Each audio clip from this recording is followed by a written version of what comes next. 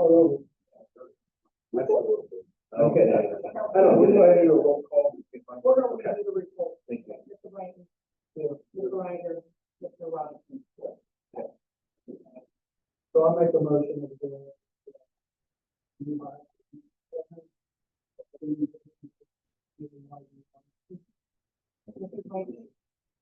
Mr. Ryder. Yeah. Mr. Robinson.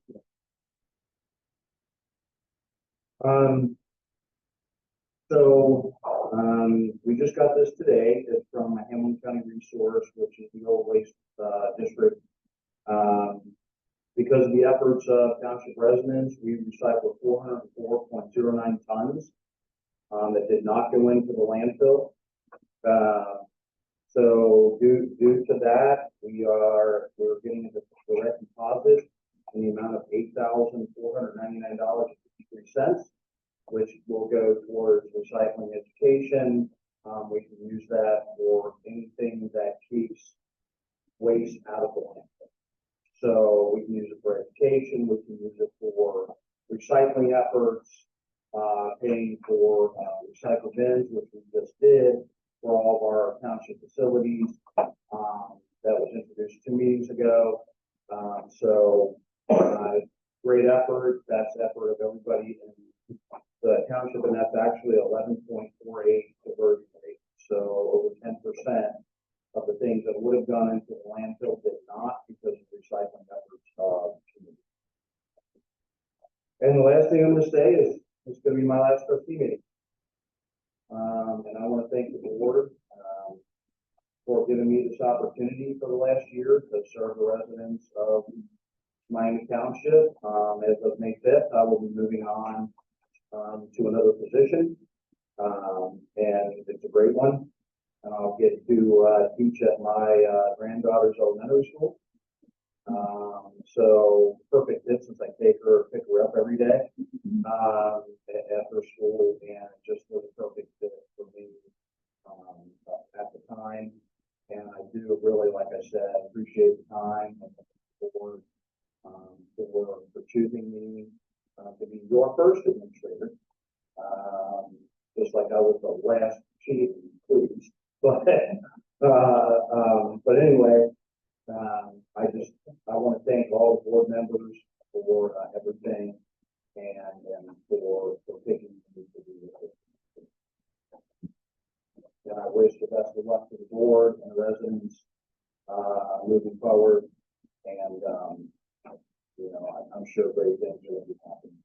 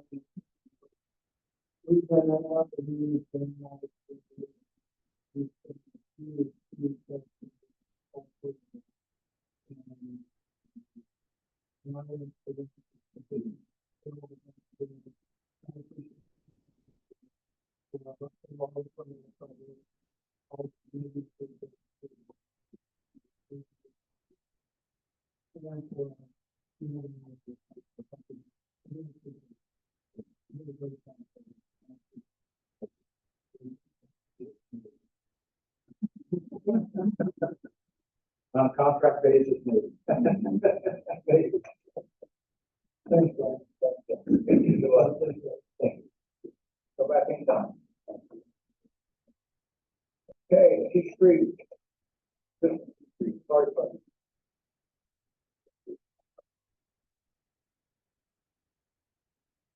So the report I'm going to read them off. Also, just got a couple emails the last couple of weeks. Talk about it. Let's go to the numbers real quick. For the month of March, we had 36 total fire runs. with 14 in Miami Township, 2 in Addison, 6 in Cleveland, 1 in North Bend, and 13 joint Miami County and that. And for the month of March, EMS details, we had 127 votes. 70 in Miami Township, 18 in Addison, 22 in Cleveland, 8 in North Bend, and for mutual aid, we received 2 times, and we gave mutual aid 4 times.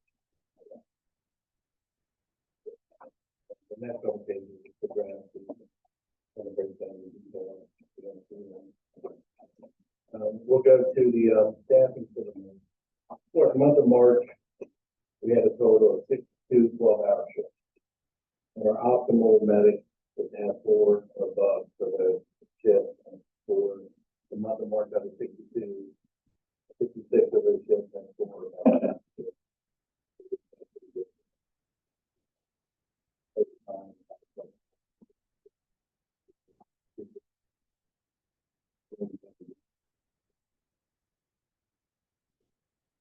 The training hours, you can see right there, if you ever look kind of before, you'll see the numbers are down a little bit, and that's actually, by design, because right now we're working on a pre-plan, our inspection, and our highways to kind of get those done, and that'll kind of continue the training will be down probably at the end of April, then we'll bring it back up and start working back up. So we're trying to get our pre-plan program. Hopefully, it's gonna do it for us. As far as equipment, we did our annual SCBA testing and our life pack AED testing, everything was completed with that. We did finally get into 7 equipment service, which is now running the fair with the fire virus. Every walk around and this time looking for whether we look at the house out there and stuff like that. We spend a long time to get out there and doing things to do it. It's a lot of service now to be used. That one CRV channel, and the days of the use of that.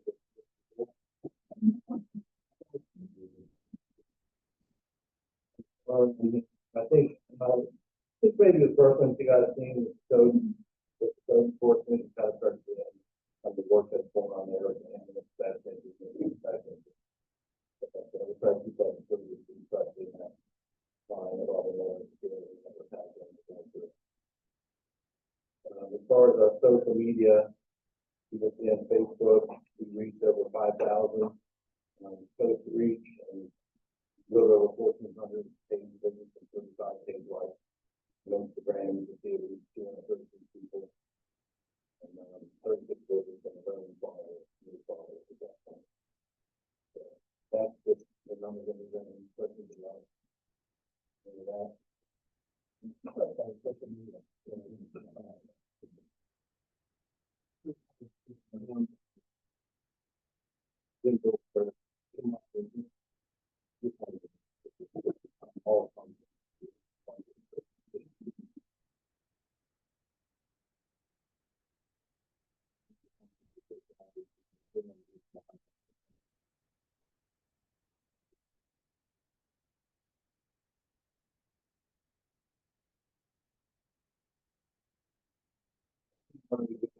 First thing I talked about was emergency reporting, and it is a budget line, the line item on the communications.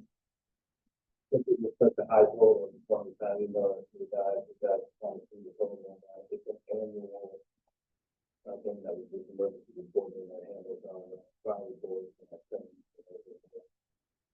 And the total for that is 4284.90. And that's the one. Well, the budget is, but I figured it's a high amount of it because that's what we do. Yeah, if it's a budget item, I don't think we need to vote on it. We're the budget. Even if it's budgeted, it has to be approved at the meeting. Yeah, even though you approve the budget in January. That's the business of the appropriation. Yeah. But it would make a motion, we go ahead and approve the payment that bill. Mr. Lincoln? Yeah. Mr. Ryder? Yeah. Mr. Robinson? Yeah. All right. And then the other thing, I have Lieutenant King for you guys an email about a brush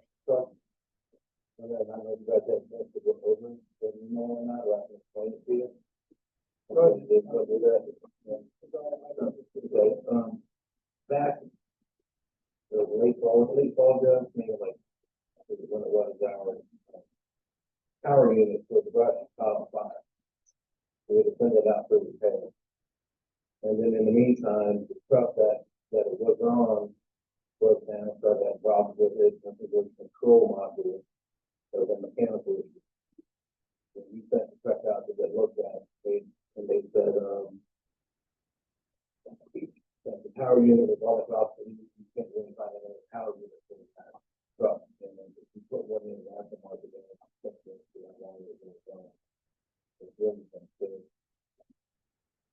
This was unforeseen at the time when you made the budget, which really means to get the brush truck back in service, and it's required, not to out or whatever the truck was.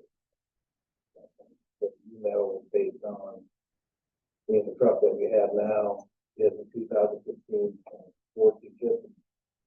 And I remember last year, we took one of the things off on the truck, we put facility bed on the truck, so our water goes and stuff like that. Almost the same thing, you take the bed on the truck, send it out, and have utility bed put on that truck, so that we'll be able to house power.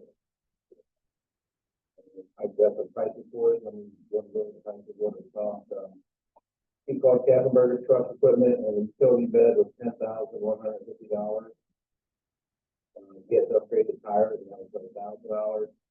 And with the price increase, upgrade the suspension to hold the weight, that was $2,500. And Cincinnati outfitter is to outfit all the lights and everything that goes on, that was another $3,000. It came out to be a total of $16,650. If you want to look at the aftermarket starting to run truck, and then, how much money are we talking about for that?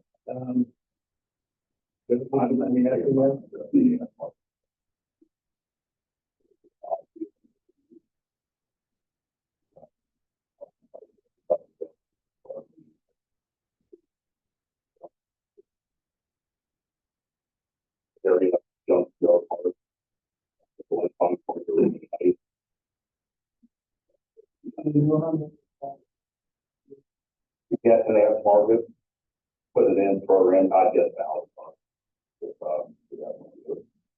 How much for that? I'm just throw out get about $1,000.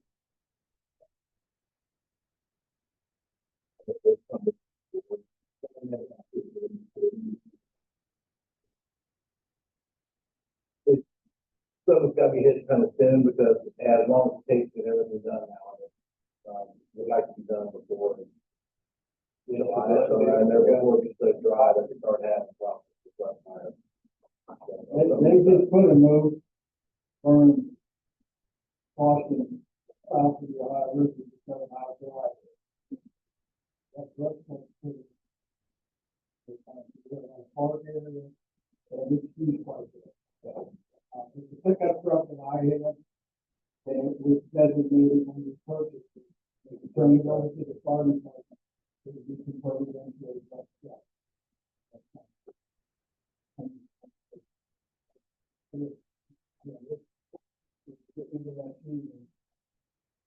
don't think it's really want to fix it tonight.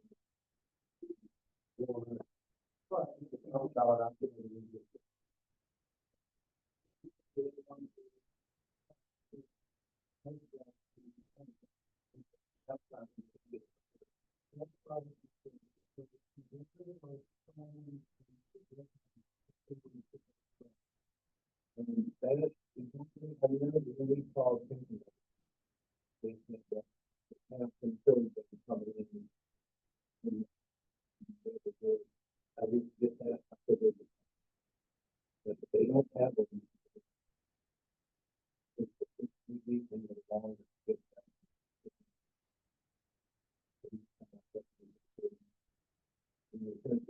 tomorrow, we can be calling out,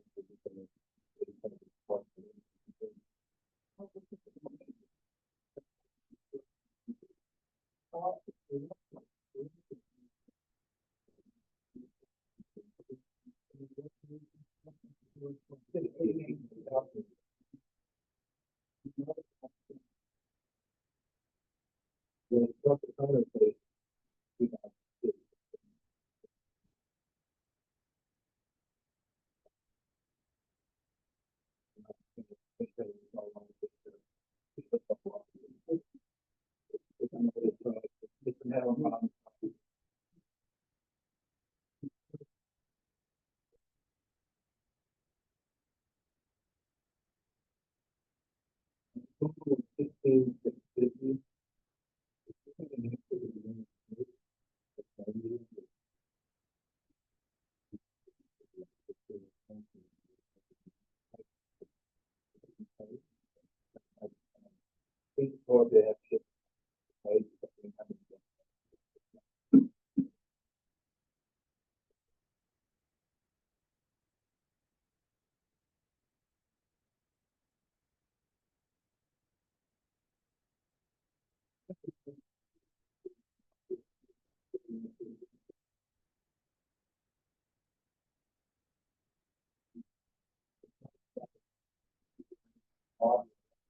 Yeah.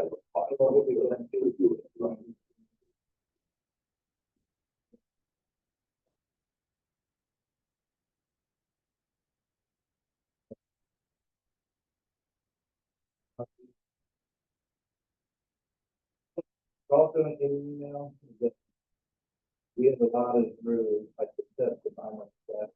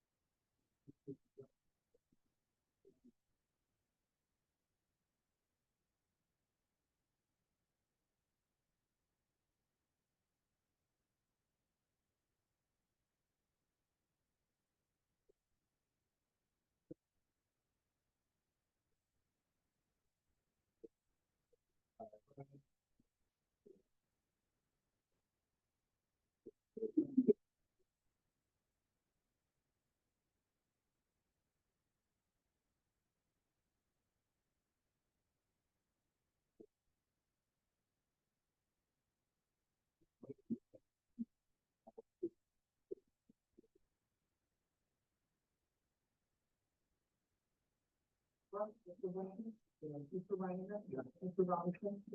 And that was from Captain Brother, right? There's, there's four different, I think it's four vendors. I have email.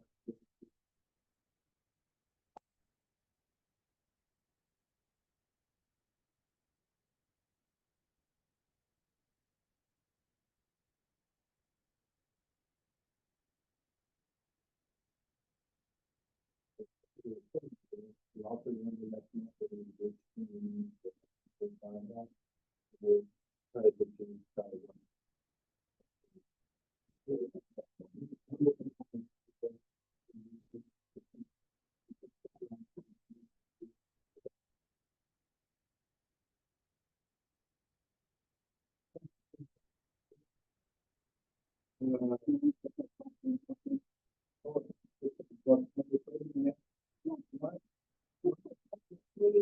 We need to name our.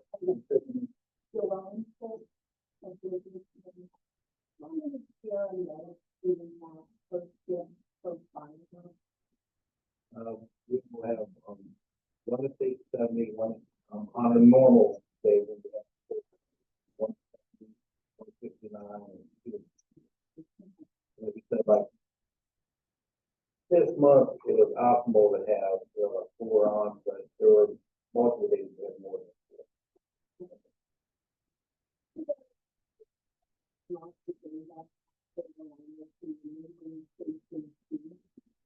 Where we have two paramedics, per station, per shift.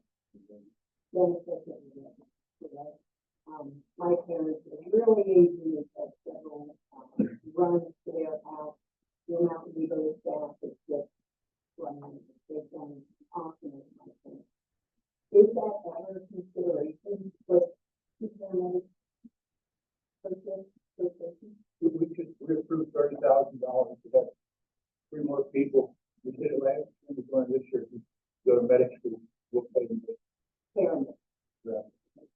what We're we're, increasing the number of medics in North Bay. so is our goal two paramedics per shift? Is that, what is our ultimate goal? Our ultimate goal is 4 people per station, and the number of paramedics is whatever we can get.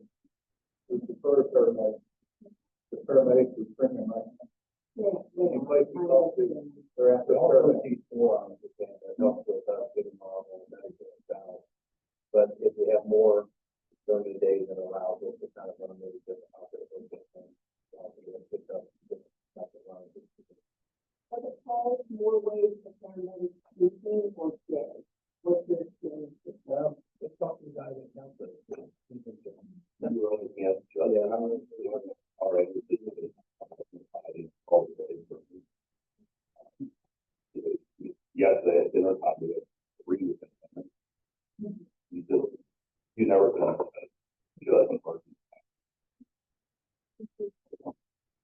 Thank you. You know what? Thank you, Clark.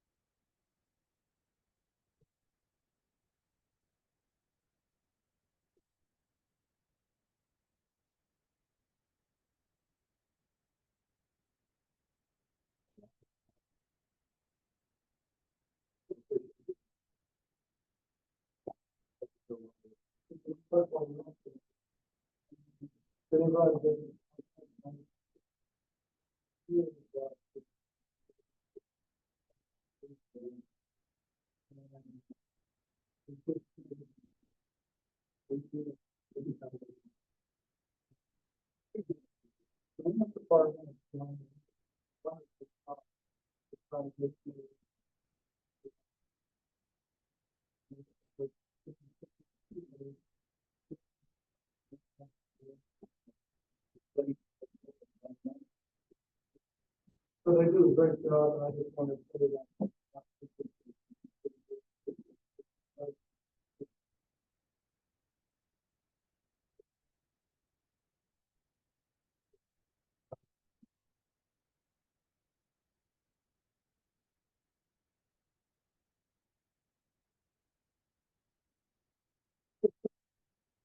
Actually, all right, thank you. You can stick around. Yeah. To you, safety department.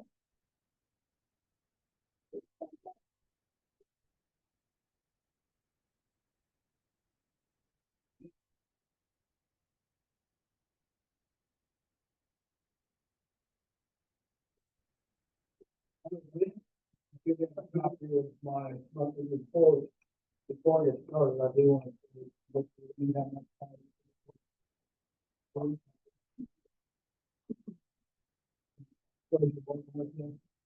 Good man. And then happy for you.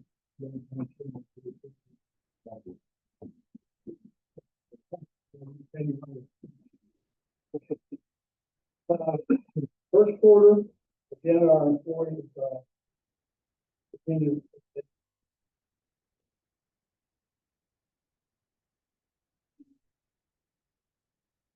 That's probably late May. The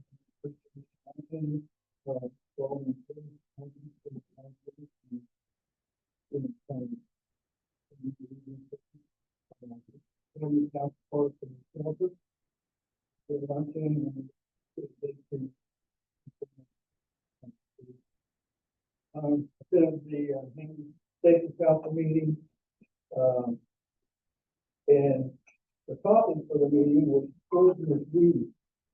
And I'm thinking, okay, poisonous weed. I was enlightening on some of the weeds and some of the highways that are very dangerous, hemlock and parsley. And I'm going to do a little bit of training.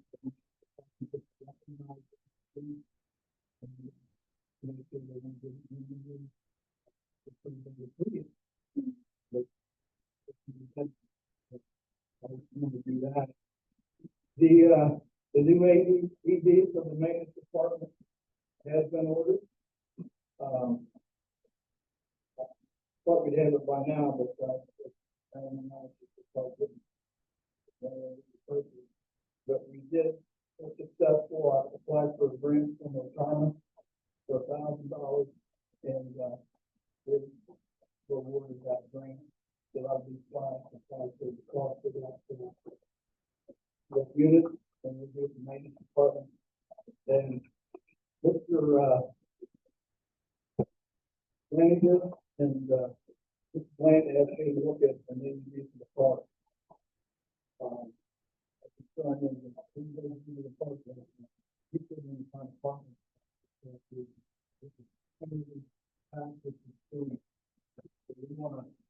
want to get an AED down there, and I've been doing some research. There are other areas that have outside AED available to the public to use. We don't take a plot of ground. I think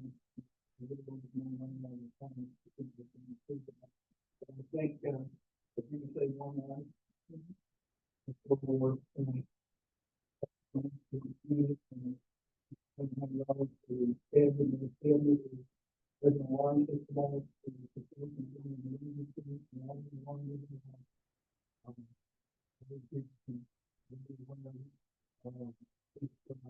heated and it's so true and also one thing you have to do, then you have to do to get one thing to do.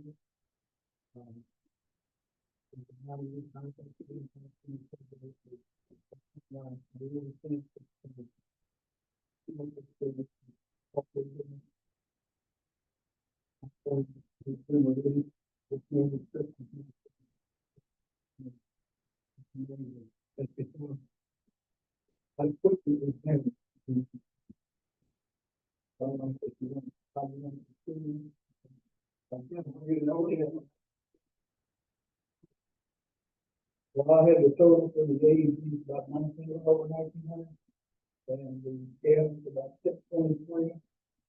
I don't know about the electric. I have to get it out. Yeah, we're going to put down the concession. Yeah, we have electric. It's easy. I don't know what I have no idea how much that would cost, but, I mean, as you say. that's a nice-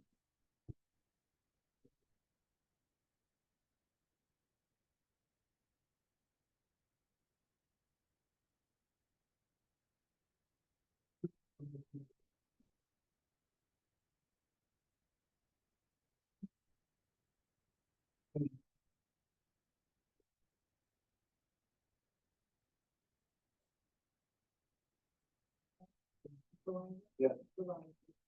And then, y'all just say you guys just say, "Hey, well, I don't think it's get ready to pay it, it's smart. You know,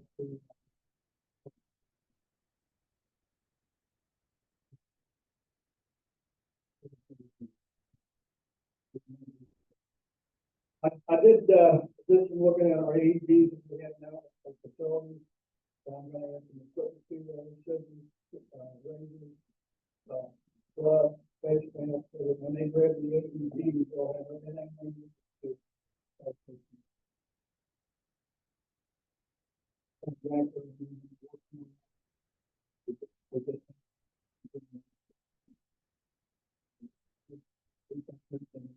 Uh, the deer run emergency pass, that's been finalized, finally.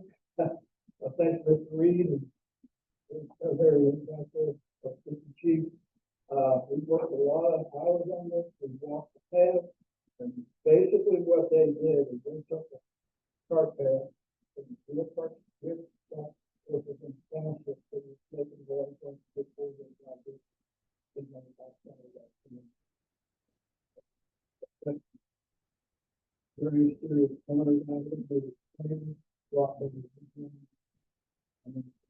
that's ready for the second zoning, for moving on.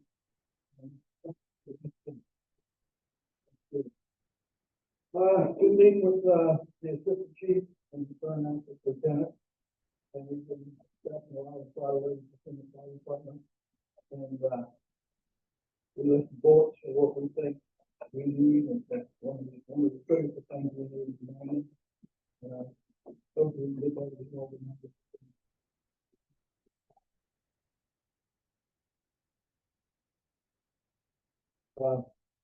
Fire department, I've been on several ones with the fire department, and let me say, these guys are continuing to go through the situation. They're getting out fast and providing that success. We got a pretty serious record. Everybody has multiple serious injuries. They were on in the spot.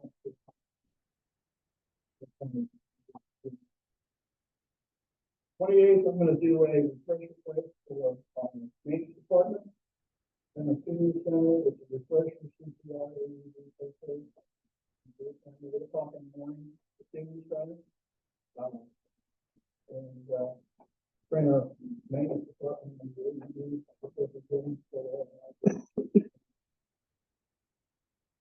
on the 27th, I'll be going to Westchester for the mandatory class I have to take to perform my comp. That's in Westchester on the 27th. And April 6th, I conducted a, training for the senior center. We had 20-some people there, I believe. They had a lunch afternoon, but I talked about different types of fire extinguishers for home use, how to use those fire extinguishers, different types of fires they put out. I talked a little bit about the home state plan, how you do that, if they can get out, what you need, I know that. Talk about smoke detector location, and also probably not so explosion and how it affects people and the dangers of the good lunch, Alex, and I really appreciate it. Maybe I'll get the.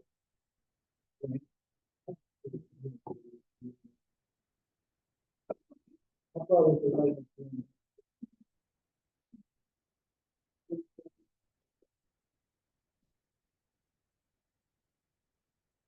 Okay, Karen. You got for that.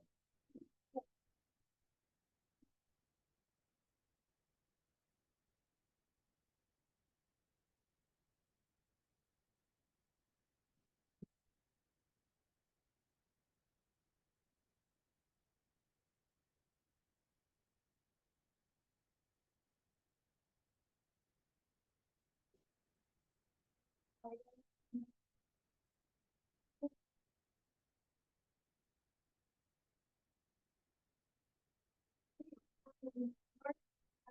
he's at the end of that.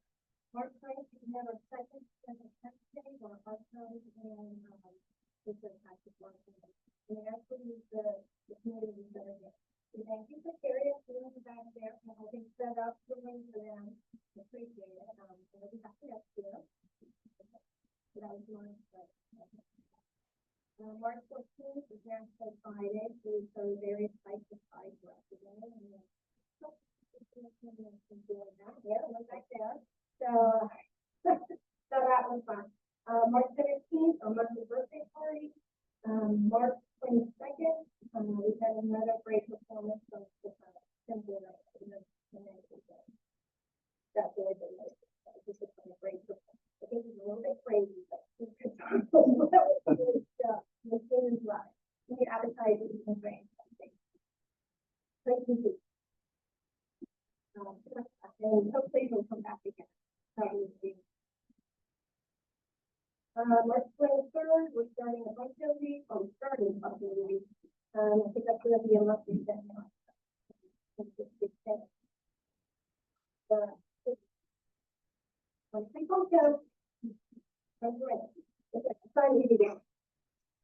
March 30th, we had an open day lunch. We enjoyed a hot dog place and watched the parade. March 31st, Dan Elling to the Bill Photo, the North Center Shop. We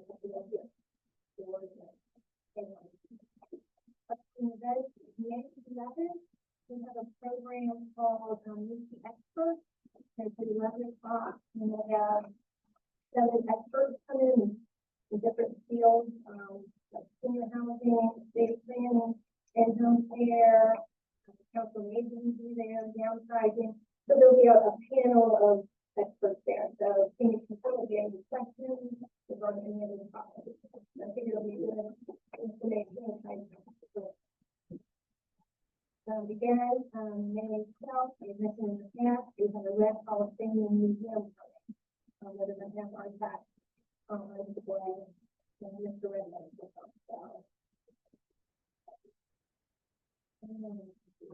June 9th to the 13th, again, Washington, D.C., and we have a huge box available for that.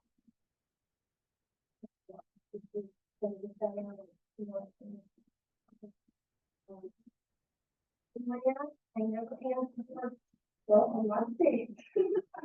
That comes with hands to get a big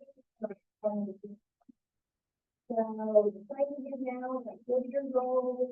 It looks like 40 years old. And I think that it's going to be those 20 months.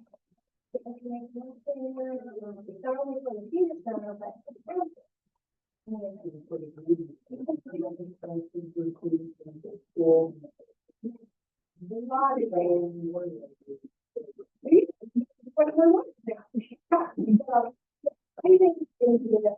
So, Well, electronic is cheaper. And they actually did the digital sign that we buy out. We always have a relationship with them. But they do come in cheaper.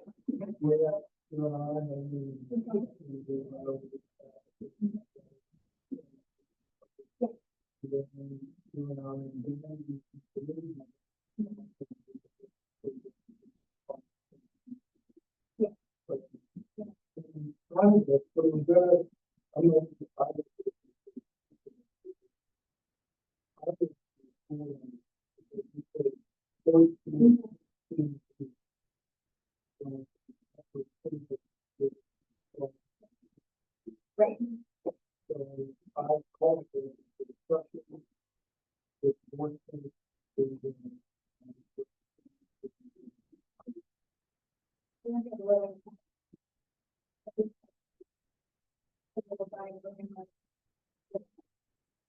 total amount is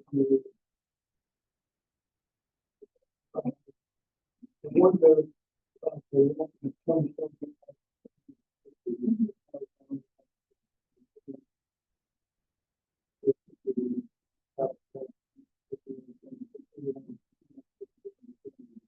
And from Yeah.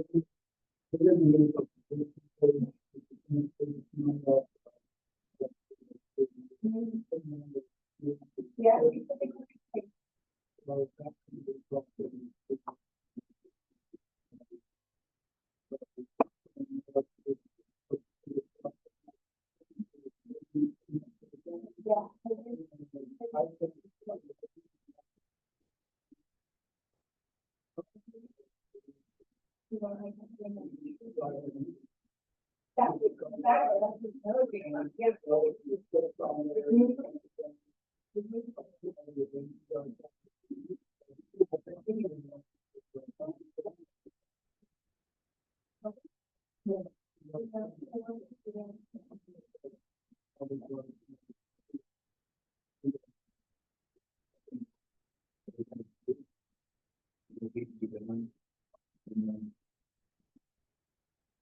We did the color, this is black and white, but you do the color, and I think it's hard to say no to that. That's called marketing.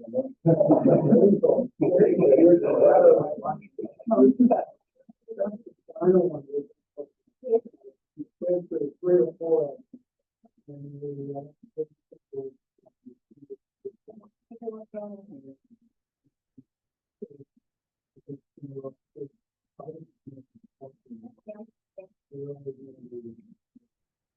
Now, we can use that also for emergency notification.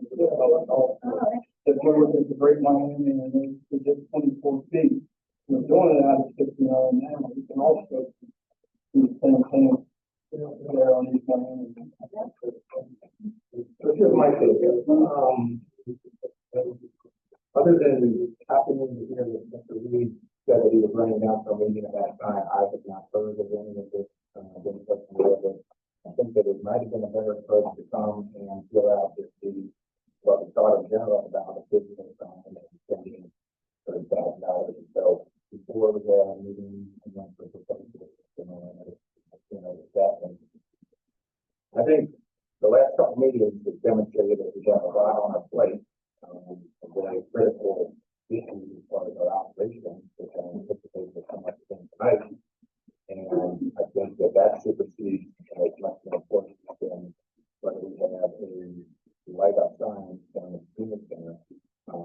So I applaud you for doing it, and I think it's in theory a good idea, but I would like us to focus on fixing our house and getting that in order, and kind of the big issue before we worry about sign in front of the senior center, whether it's lit up or not. I think that when I've been down there, there's been 5 or 6 folks in there, and I don't know, I mean, there's been a lot of discussions about this sign up here not working and being really useful. We've had issues with that sign, and it was down 59, and it was originally installed and didn't work, and I realized that there was some issues because of the delay, but it didn't work there, and it's something I've done with the same company, and again, frankly, I think we should be laser focused on the big topic and touch some of these type of issues, feel good issues, on the back burner and get to that at a later time. But I don't think that's a critical thing to deal with at this time. I think that was good.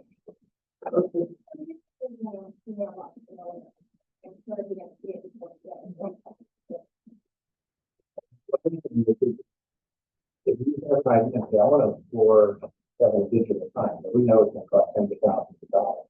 Maybe the board could, somebody could come and say, hey, we're thinking about this bill. We could appeal to the board before we have multiple meetings with vendors and the kids and do all that other stuff, that is time, effort, and money invested into something where you're now coming with a proposal that is, 95 yards down the field, and you're ready to punch it in for the touchdown, and that's just how I feel. So, Dan, reason for that. So, Dan was going to use this, and I trust him to put it there, and I'm going to make a motion that we move forward with the sign. It's maybe 1 year to do it right, but and then 6 forward, $21,000 improvement. It's made for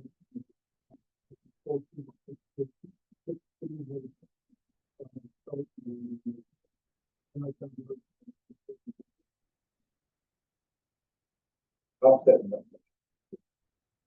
Mr. Blanton? Yeah. Mr. Ryan? Yeah. Mr. Robinson?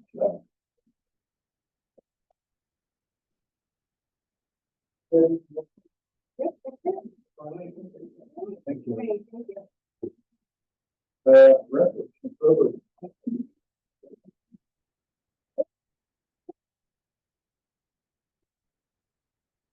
I'm Carrie Grover, Community Events Manager. First of all, there's a lot of Boy Scouts here. They utilize our buildings every Sunday night, Monday night, Cub Scouts are Sunday. They are here to earn a badge tonight, so it's riveting, is it not? They don't want to be outside this beautiful weather. They are loving this. But anyway, welcome. We love having you here on Sunday night. We love the Cub Scouts being here on Monday. We're happy you're here tonight. So March was pretty busy. Of course, the highlight we talked about a couple weeks ago was the Easter extravaganza.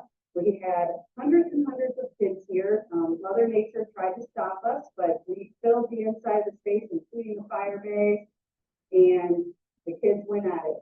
It took hours and hours and hours to stuff 6,000 eggs and about 5 minutes to collect them. And then we had games and Cincinnati Circus. It was a wonderful event. We're looking forward to more community events. We're currently planning a movie night, with the tentative date is July 21st. And then we're already thinking about Christmas, with our tentative date is December 8th. We're excited. So in the community center this month, the community center in the lower level hosted 17 events. This did not include the standing events, which were our dance classes, Cub Scouts, Boy Scouts, the AARP tax day, and the fire mitigation meeting. 3 events were hosted in the town hall. This did not include the standing events, which are Three Rivers Women's Club meetings, Kiwanis meetings every Wednesday, church services every Sunday, and Daughters of the American Revolution. From January 1st to March 31st, a total of 3,990 guests visited the community center in the lower level. So almost 10 shy of 4,000 just in this building. And from January 1st to March 31st, a total of 485 guests visited town hall. That's a lot of people. Total events to date booked in the community center just for 2023 is 145 events. And total events to date, that means as of today, booked for town hall is 22. So town hall is more, they call like the week of the book, so that's why that number seems a little low. We started hosting open houses in February. We hosted our 3rd open house on March 16th. That open house had 21 people attend and 2 contracts were signed. Our next open house will be May 4th from 5 to 7. You don't need reservations. You can just show up, see the new amenities we're offering, ask questions, see what dates I have available. And I think that's everything. Thank you. Any questions? Any questions?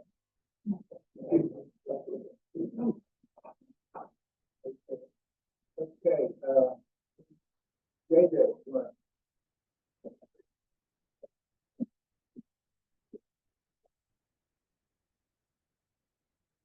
Good evening, everyone. We're going to see things.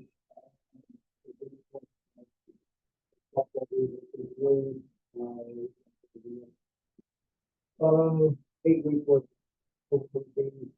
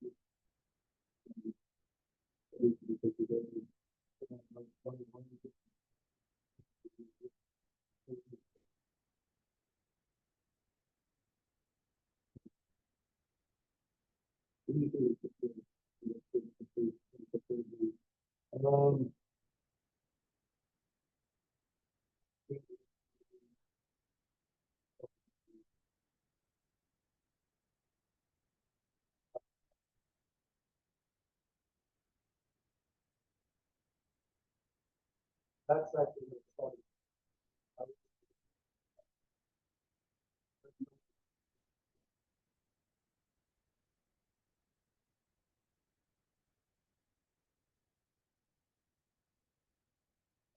Fall.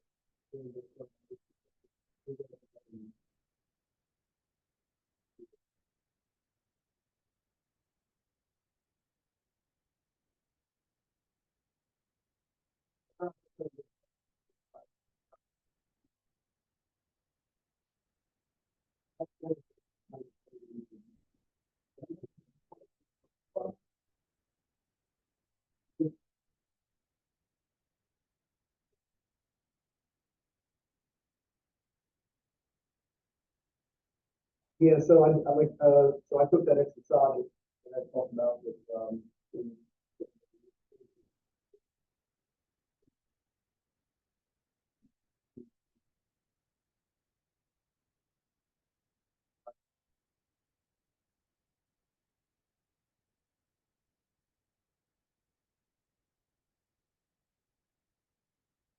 with Dennis, the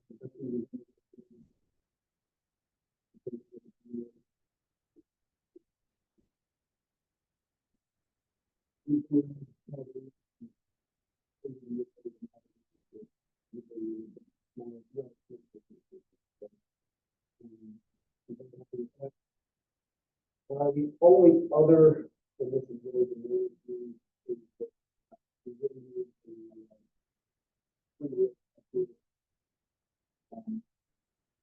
to try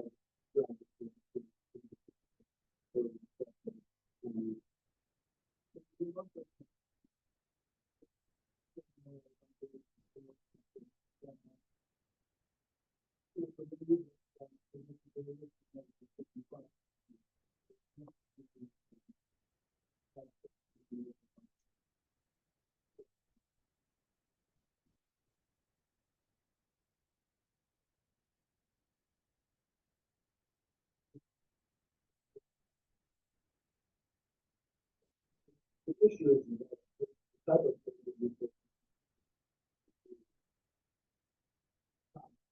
on that.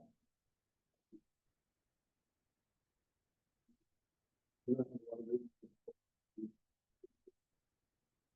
for things to go down and type of thing.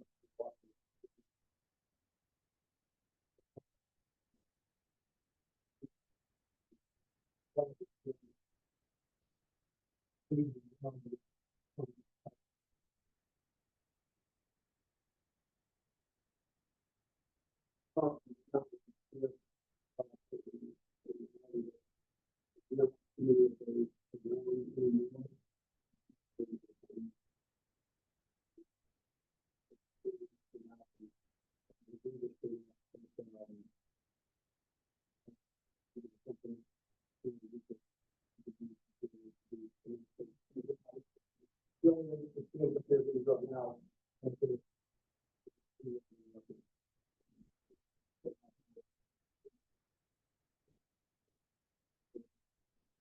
Um, so the drag on the back looks up and down, but the thing is really needed up here is the spike, which are basically the bull activators, that are put down, and there are other reasons in the middle of the system. That's typically, it's not the only thing that we use up here, so we also need to do the cable, and then the drag behind it, and then the head spike behind it as well, to use that, as well. I will say that I just put the shed out there, regardless of what happens, if something is, if you bring something up there, the Friday has to do a different type of shed, we're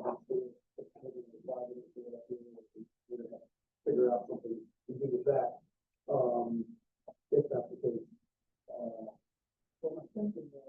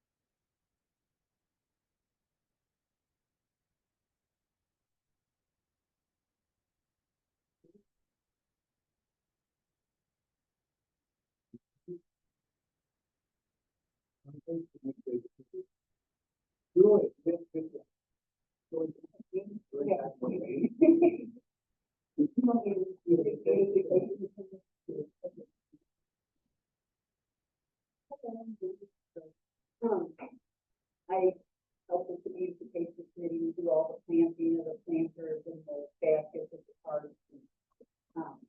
Also, yeah.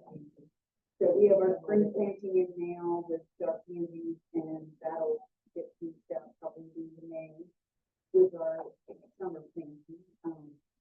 And things that are gonna take this stuff and in the fall too, so I'm happy about that. And I also help organize community gardens. We have 14 spots down there, and right now 7 of them are filled. One person getting in contact with me about another one, and there's an open. So if anyone's interested, these are out in the kiosks out there. I have them, or I would love to get you some garden, and if you're new to it, I will help you learn how to put a garden. You know, there was a composting seminar here last night at the town facility. We had about 19 people attend. I had extra little flyers if anyone would like one to use. It went really well. One of our residents won a composter, a large composter. He was pretty excited about that. And I don't know if they've been using. Oh, no, It's on, if you want to see a garden, there's a email that we have set up back here. It's on the back of the flyer. Or you can reach out to the township and they'll get in touch with me. I'm pretty easy to find. Usually I do either at the community garden, which is down on Buffalo Ridge Road, by the community road, or I'm down there a lot. So if you want to meet me down there in the spot, just let me know. I meet you down there. But this, if you should go by and look at it, and see the one with all the grass growing in it, I did do some experimenting with cover crops, and that's one of the cover crops that once they got people pick out with some grass.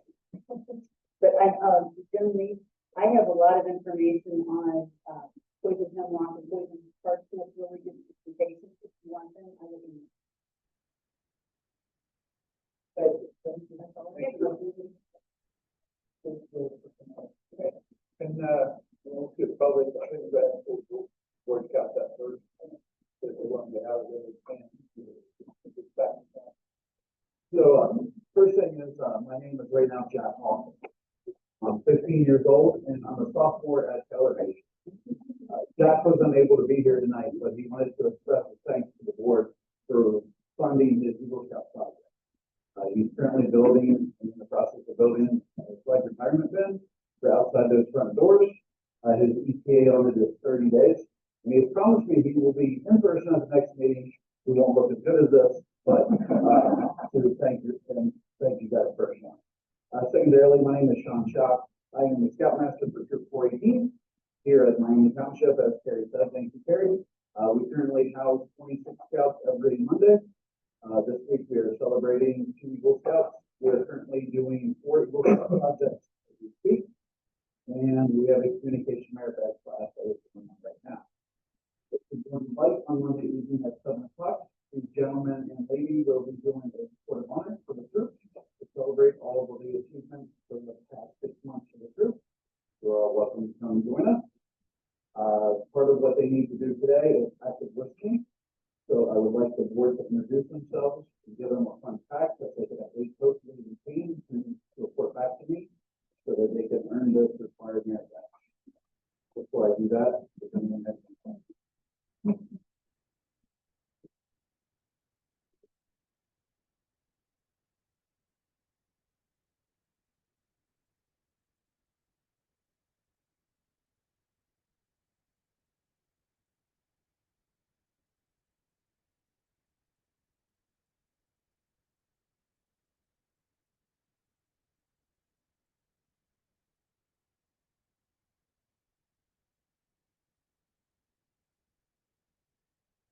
My name is Jack Renninger. I've been a trustee for 24 years. I made my property for 20 years. And my dad's great grandfather was a trustee 1880 to 1884. He did it for 4 years. At Danny, I went into service, spent 2.5 years in Vietnam, 65 to 60 years. So I left with my own company, 2 years. And that worked for Baltimore, worked for the Marine Institute, the supervisor, the manager for golf, the refinery, Jimmy Hughes worked for me.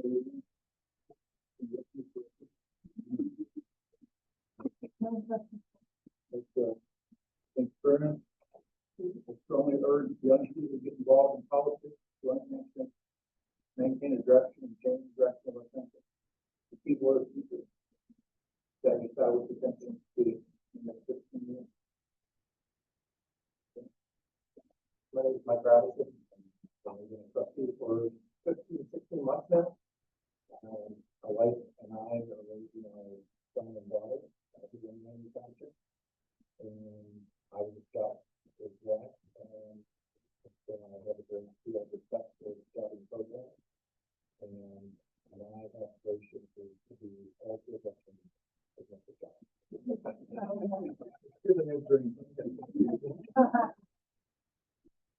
Yeah, I appreciate what you do, and I think it's also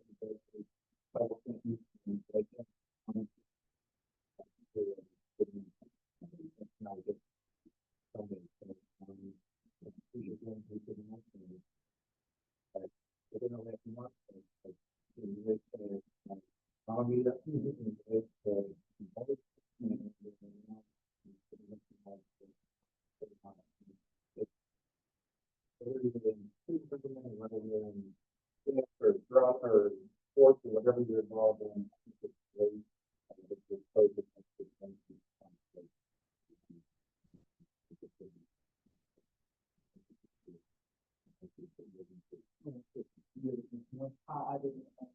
I'm Will Rosie, and In the Navy, and I get those Navy.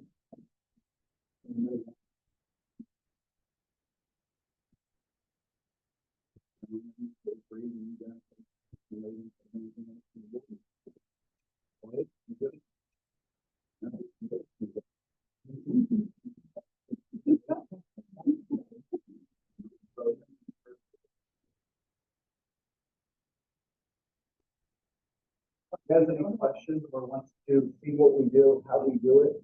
And so the purpose of scouting is someday, I tell these kids someday, I expect I may decide to grow older. And if I do, I want someone to take care of me. So we're teaching these kids to lead. The kids come into our troop, I joke with them, I'm here just so I don't get caught. Because the truth of the matter is, there is a 16-year-old kid that tells me what to do every year. And I absolutely love it. Because I've been with those kids since he was about 5 years old when he couldn't tie his shoes. We're at Cove Road, which is in Loveland, on a week-long trip. and he had fallen into a pile of mud from head to toe. The kid soon started crying, was upset. Now this kid is leading this group of 26 scouts, week in and week out, standing there talking as eloquently, if not better than.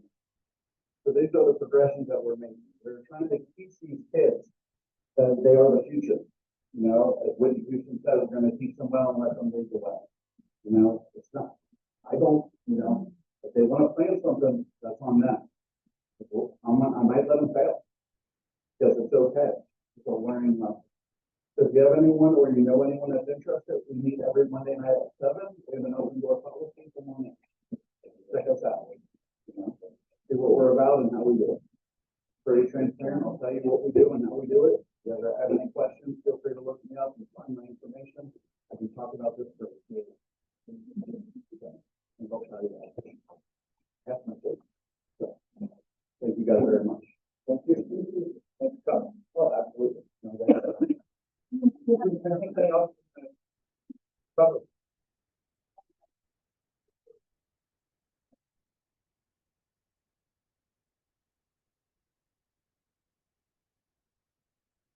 If I may, 8387 Main Lane. I'm on the HOA board, the president of Legendary Ridge. We just merged in the Chloe's section. Couple things in the neighborhood I just noticed and would like to maybe Township take a look at. Dan, I sent you a couple of photos. Couple other things I've got out here with photographs on. On Legendary Ridge, originally when they put it in, there was probably no parking signs every, I don't know, 150, 160 feet. And some of the undeveloped parts of the land, I guess the signs got knocked down. And it's kind of been cumbersome. Contractors showing up, parking on the street, wrong side of the street. Have cars parked on the correct side, can't get people up and down. If we could get those parking signs in place, that would be great. I kind of walked through the Haley development, which is, I guess, phase 2, maybe, or something like that, in the Chloe development. A couple things that just didn't look right. If this is something you can tell me who else to contact, but there's a fire hydrant in the cul-de-sac that doesn't have the 5-inch side of it facing the road, which it typically does. There's a waterworks valve that's got a lid sticking up. There's a gas valve that's sticking up, and with the gas valve sticking up, the city may not go down to the actual valve, but that would need to be turned off. There's a dandy bag still left on one of the head faces of the street. And this one seems kind of odd that there's still a new temporary electric service out there with one of the houses we constructed, which seems kind of odd that it's got a meter on it still. But again, if there's somebody I need to contact, or if you can give me some contact information, that would be great. And then the third one is, it's really just kind of odd. There is a petroleum pipeline that crosses the creek line between pretty much the back of Legendary Ridge and George Road. And it's exposed across the creek line. And I had a photograph of it from 2019. I've got another one from a couple of weeks ago. It appears the pipeline contractor, or whomever it is, actually cleared the path of where the pipeline is. But this particular creek was dammed to create a detention pond for Legendary Ridge. When you see the force of the water coming out, like a couple of weeks ago, maybe on the 5th, I think, or whenever we had the big rain, basically it fills that detention pond up about 12 foot high, which I've got photos of, but the water coming out, that's probably maybe 100 feet up or so from where the pipe is just roaring like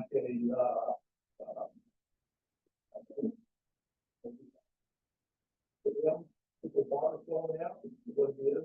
But it just looks odd that there's a pipe sticking up out of the ground, really doesn't have the other protection around it. It's kind of wedged into the box right now.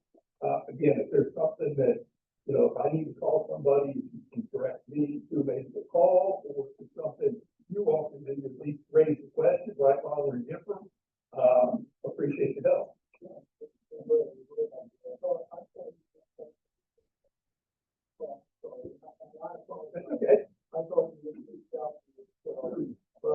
reached out to the Township, because, I know that the, Understand. Again, that's kind of your guys' call, it's just, oh, they're, That's about it. thank you.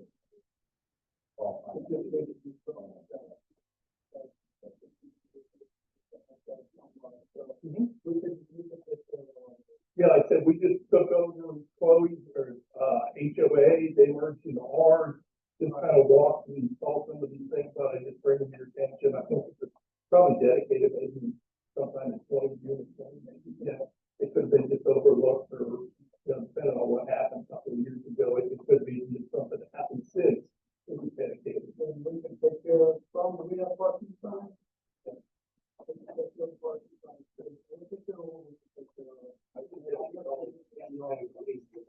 Oh, there was a day out there where they had concrete pumps that was blocking half the street, so. And being a lot of HOA board, I got phone calls. A lot of the contractors park on that side, but it's late before. And they do, I get it, but at the same time, maybe they need a no parking sign to help remind them. So, but thank you.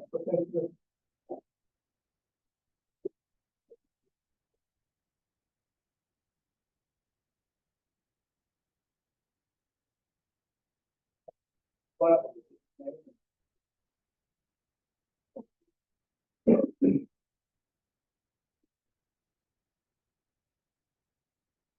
business plan. And I look around and several. And I have about 10 people in notes, so some research I've been doing the last 2 weeks. Okay. And I'm sorry if it's a little all over the place. Over the last 2 weeks, just to give reference, there was a discussion brought up about the rehiring of employees. And I was given the video from the last meeting, so I rewatched it 2 times to make sure the timeline is correct and that I understand it. Okay. So I understand that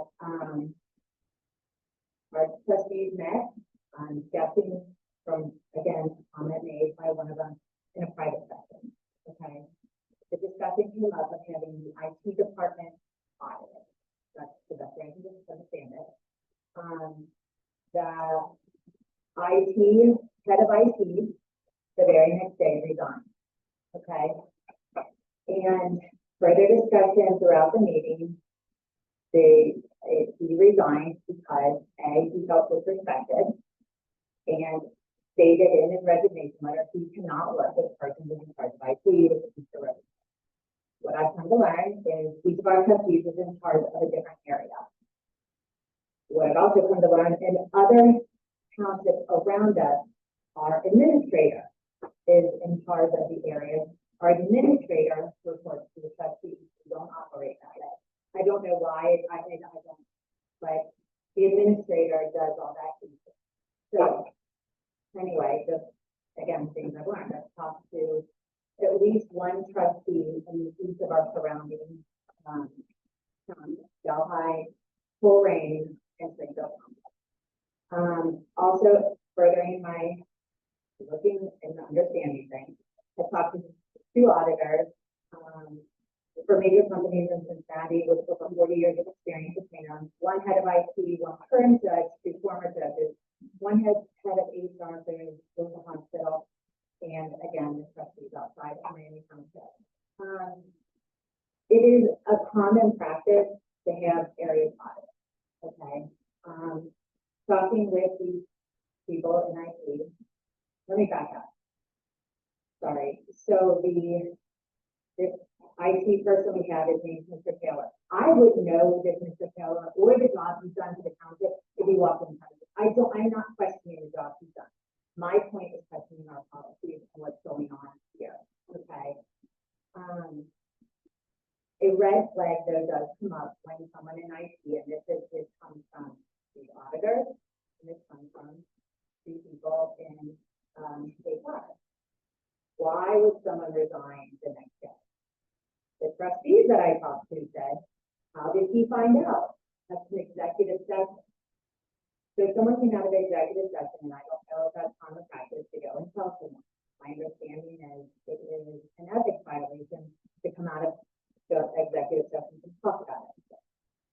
can be wrong about what I have, it's on the, I don't know. So when someone quits or resigns on the spot, red flags to me turn up from my understanding. And I also don't understand why work codes were audit on my supervision. And that's something I understand, because Mr. Ranger and Mr. Blanton fought very hard at that last meeting to rehire this without putting out any type of job posting, which is another very common practice. Why 2 months later? I mean, what happened?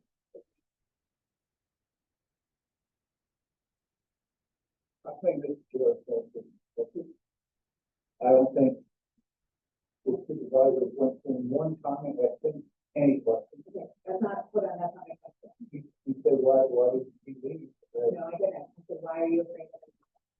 Why are you? What you went to audit the party? No, that's apparently why he's sick, because he didn't want to carry audit. I don't think it's in my party. He's disrespected that he didn't talk to him before he did. And ask him, I mean, he can ask the trustees, talk to, if he's doing that time, to look, this is what I want to do. You're looking to me, this is what I want to do, start and end it. And we do a lot of things, just like that, you know. And we talk about how others are organized, how other places are organized. We did the administrator here, there's no discussion, no job planning at all, what we wanted to do. And so we made a lot of messages. They were all right. I don't know.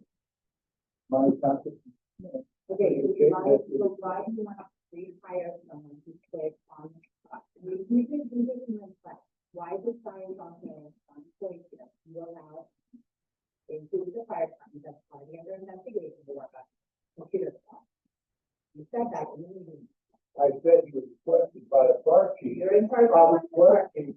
Did you not tell that he's on point? The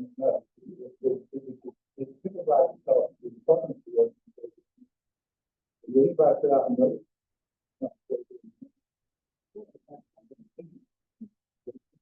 Right. Okay. Right is like, why not take this up? Why not take this up? Why are you both so adamant to bring it up? Other than you swear no one else could do this for $35,000. You swear he's going to be on call 24/7. Dan stated that 24/7 here. Why? It's just a lot of red flags right now. When we are under investigation in our fire department, is why. Another employee is being on from our fire department. That was a simple reason. It's just everyone I've talked to in this area, it just doesn't make sense to me. I don't know why you can take the job.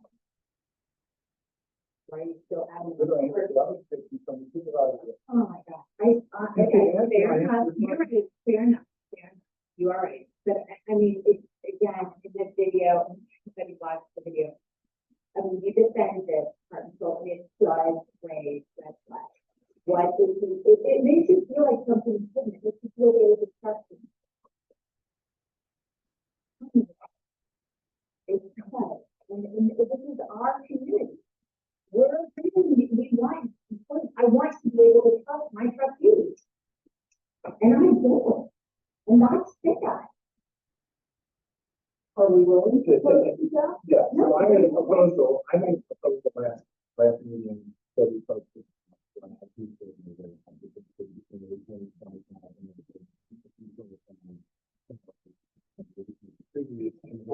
You guys wanted to, you might.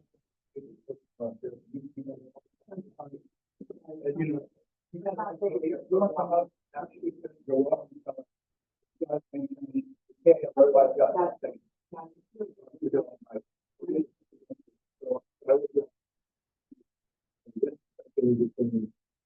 Two individuals. I did make proposals.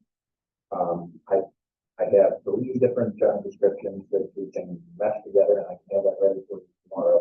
And if we give direction, a bit more is when before focusing the job. All I need is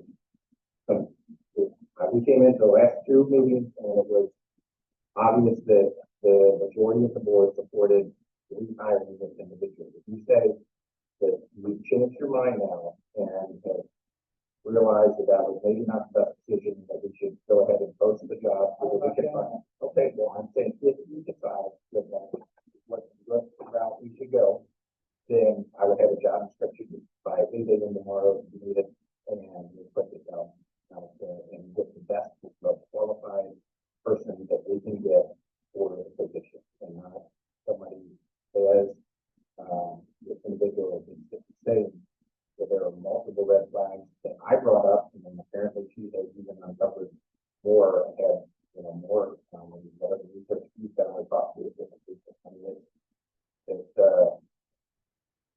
I've heard from multiple people in the community that have said that they just, in shock, with what they're hearing and seeing, and I stick by what I said. There are, issues with, Mr. Renninger said, why don't we table this for 2 weeks? Pointed and said, so that Mr. Taylor can be right here and answer the questions and defend himself. And pointed right here. I don't see Mr. Taylor here, so I don't know where we stand on this. And if you were planning on revisiting this and bringing it back up and proposing what you wanted to propose, but for me, I still not had any answers when it comes to the invoicing. I still not had any answers to whether he was authorized by anyone to sign a contract. Did you talk to Cindy about this? I mean, Cindy was signing that. Well, at the last meeting, I brought up the invoices, and I looked down, and she said yes. And I was like, What do you mean, like, as far as the invoice is going to be paid through my account. right, that was all, I think that's fine. Yeah, whatever invoice was approved at the meeting, was before we started the meeting with you. Yeah, but I agree with you that If you say buy a laptop, that's not the same as saying we approved $1,399 for a laptop at Best Buy with the HP, whatever else. If there was no money, there was no, and I, so you're saying in all the minutes that we approved. The only other thing to say about this, who told Mike to buy a laptop? or it came from you. Okay, but I think that's. Wait a minute, if you keep talking, you could, he's trying to answer a question. He's the one who told my supplier.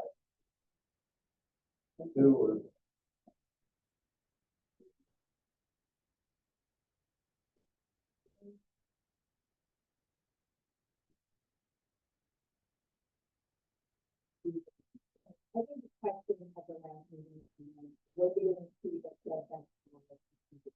And what was expressed for the name, I just like to see it, but it just has, And if that was expressed wrong, that can be, if that was expressed wrong, it can be worded wrong. I don't know, and there was a lot going on, and that is what I'm saying, don't have. and then what is it, invoice number and it was approved from him? Okay, and that's fine. The way it was expressed, if you watch the video, it sounded right, and multiple people picked up. And I heard that, I didn't realize it until later, and I'm like, It sounds wrong, and if that's the normal, then that's fine. No, I would think what I'm hearing from you is correct and absolutely accurate. I have seen invoices where it says pay to Mike Taylor, which our fiscal officer is not even saying yes. It doesn't, no one is arguing whether someone told him to go buy 2 laptops or 3 laptops or 7 laptops or a whole new server. It doesn't matter if it's a widget or whatever it is. We're talking about the process and that there's accounting processes and best practices when it comes to making sure that what this individual is either getting a purchase order ahead of time and then repaying it, or whether they're using township credit cards that are authorized to do. But to have an invoice that says pay to Joe Schmo is not accurate whatsoever. And if you talk to anyone in any of these businesses and any of these municipalities, they will tell you, when I brought that up to the people I brought it up to previously, before we even had any of this discussion, again, their jaw is on the floor and they're saying, are you serious that this guy really does that? It's unbelievable. And that's what it sounds like she's referencing, not who said to go buy 2 laptops. Again, to be clear, that's how it came out in the video, when you watch the video, and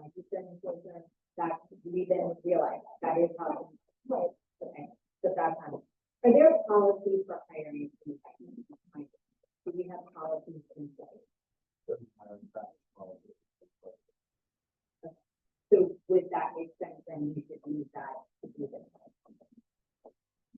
If we have a hiring practice policy that was passed on the board back in.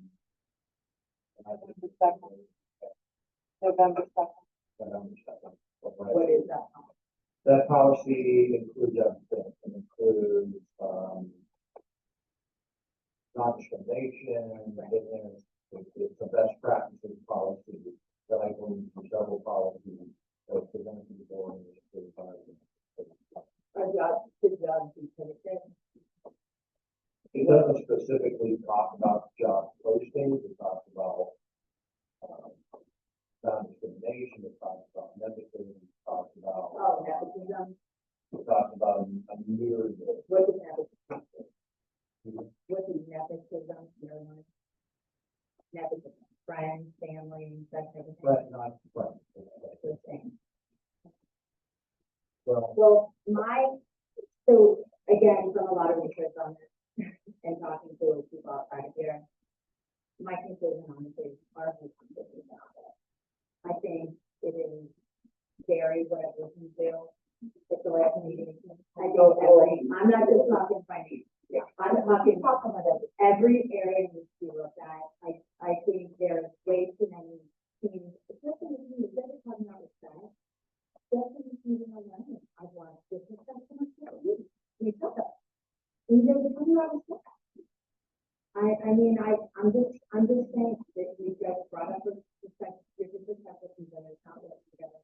My personal opinion is, again, the state's the book of this. It's clearly enough and it's safe. Because I really like this. This is, last meeting left me very upset. And it's, anyway, that's my 2 cents. I'm just letting you know, I don't think there's a functional parent policy that anybody putting a job in any area, you don't walk out and make it disrespectful, and then 2 months later, around, what, 211% rate. It's different.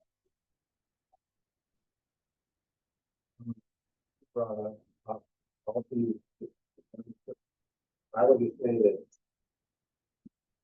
day one when I started, that has been something that you all know. I was over in planning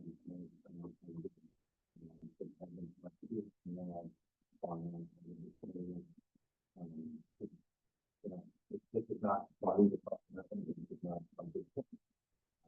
So, right?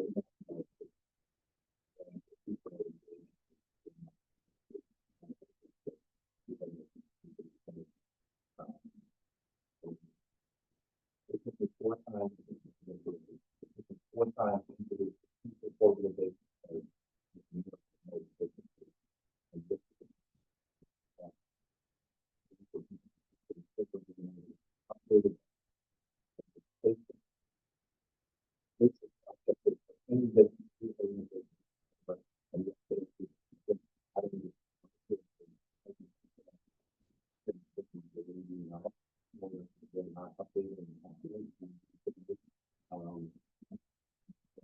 Right. The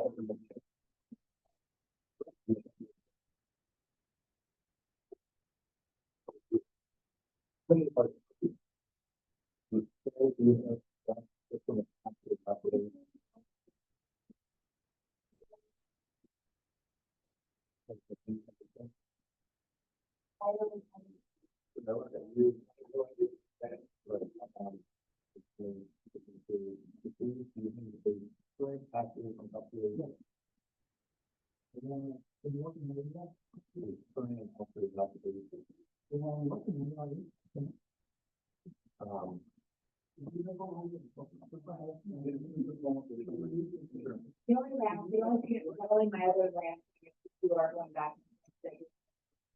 The last 20,000 is clear and that they need to be watched in the last meeting. That's the discussion for this one. The very next day, unless you own that, it's the Taylor, which was not talked about in it. The very next day.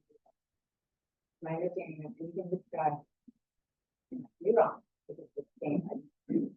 meeting does, discuss an executive session, is be kept in, if it came out of executive session, it's an ethics violation. So if someone notified this man of his job, or somebody was taking his job, or however it was, nothing on the code, it's my opinion.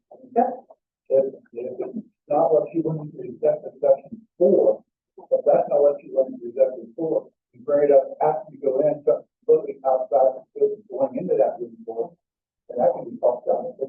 Just because that's not part of the executive session. Okay, fair enough. That's fair. But again, I'm just telling you what was raised.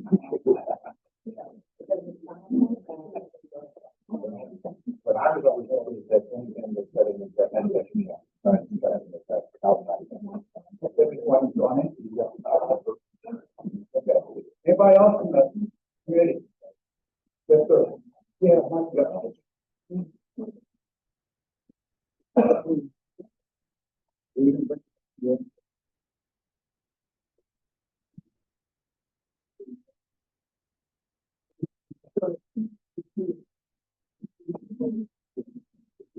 Okay, Mike Reynolds, and then maybe 21, I think a bad 21, 22 year.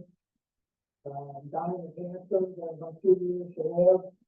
I want to know about the water and Golden Lake.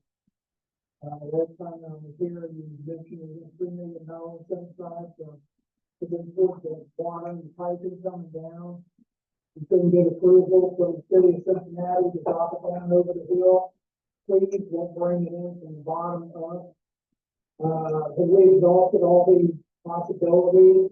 Why are we not got lawsuits on the city or, please about, getting the water up? And is there anything in the future about putting a spigot on, Backshire's property down on East Ryan River Road? What's the prognosis for getting water on board? Good rough out there.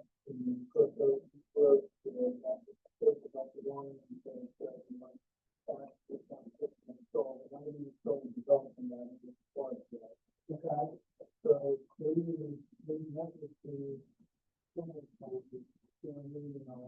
maybe message to somebody. Maybe it's confusing to someone else. Maybe it's confusing.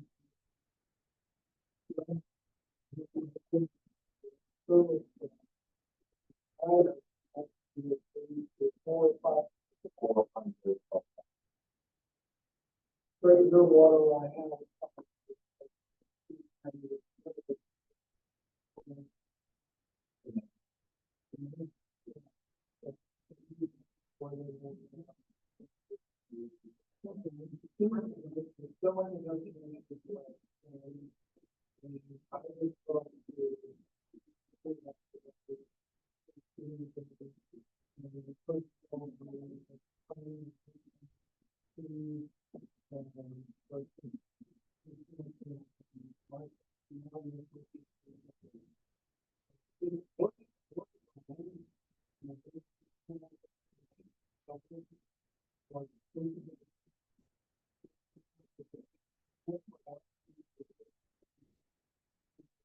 $3 million set aside, is that actual cash? So we just in an account? Everything that is set aside, $3 million. Never had, I think the other thing, I'll bring the paper and we're gonna take the paper. It says that there's $3 million set aside for it. Use that for the whole. So we made a commitment to go back in 2017. We worked on all the roads and junctions without water.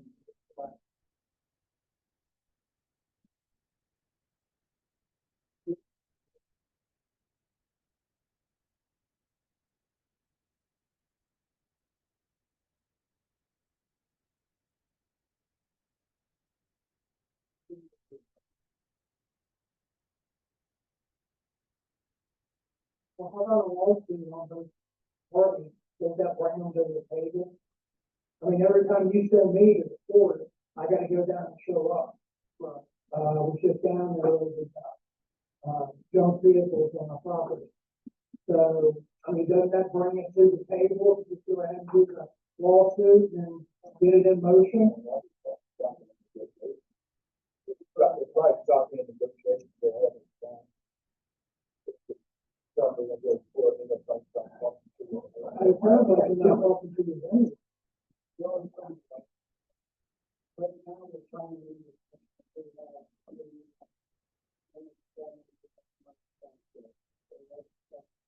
think I emailed, I know we're going to have to go. So there is $1 million set aside that we need to get to help the city roll. Without the money, it's from them. So money is there, it's just the budget approval and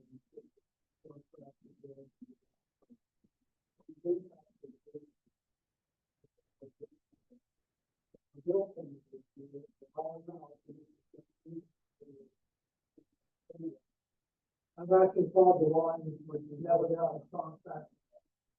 There's a bill and again. The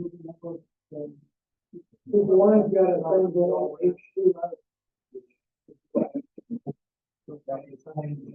Yes, what is pending on that bill, and that came out of one of our sessions, was that, one of the bills that's pending upstate is that a water works township hospital to run that.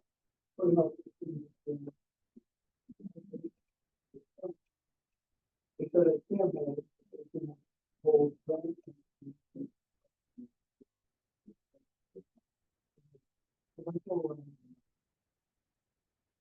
So I'm not. Well, this is one way. I won't see it over 2 years. Okay, thanks for your time. Thank you for your time.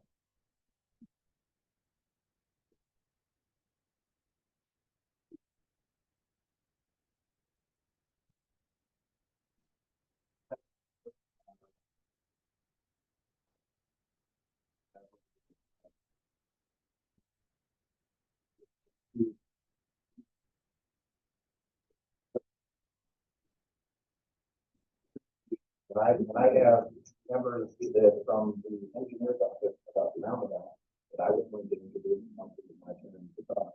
And I think there's other than.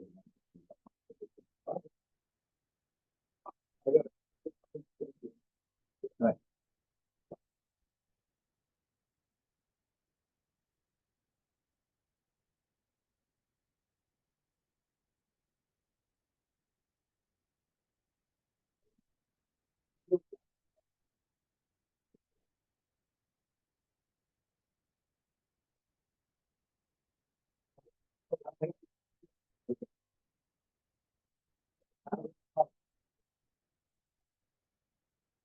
And also, your contract service with water, period. They have a footprint, they have to send water. That's why that people is down there by the private, volunteer fire department now, which is maintenance. They took that out because they did not want to give us water. We now have to go over and buy the water. Right? And there's a lot of people on towards the road that work road. And they can't get over there to get the water. So they go down to, put that road down by Lawrenceburg, and they get that well water out of it. So that's unsaid to the drink. That's not public water. My question is, why can't we start the lawsuit against them? Because they're not fulfilling their obligation to give us good, clean drinking water. That's all we want. Water. I'd love to have it at my house. You know, other people in Jordan would love to have the water run up their house. But my God, there's people that work for a living and they can't go over there because we can't get water before 9 a.m. and we can't get water after 4. Now, me and you guys that use the off of work, just the use of water.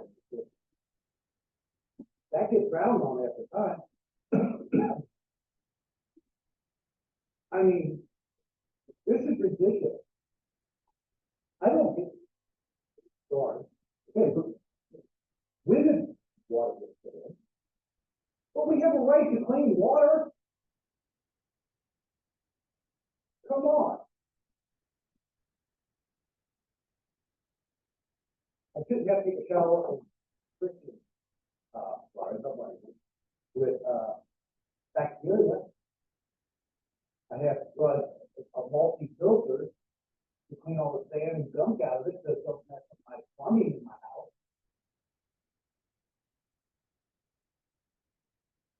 That's all.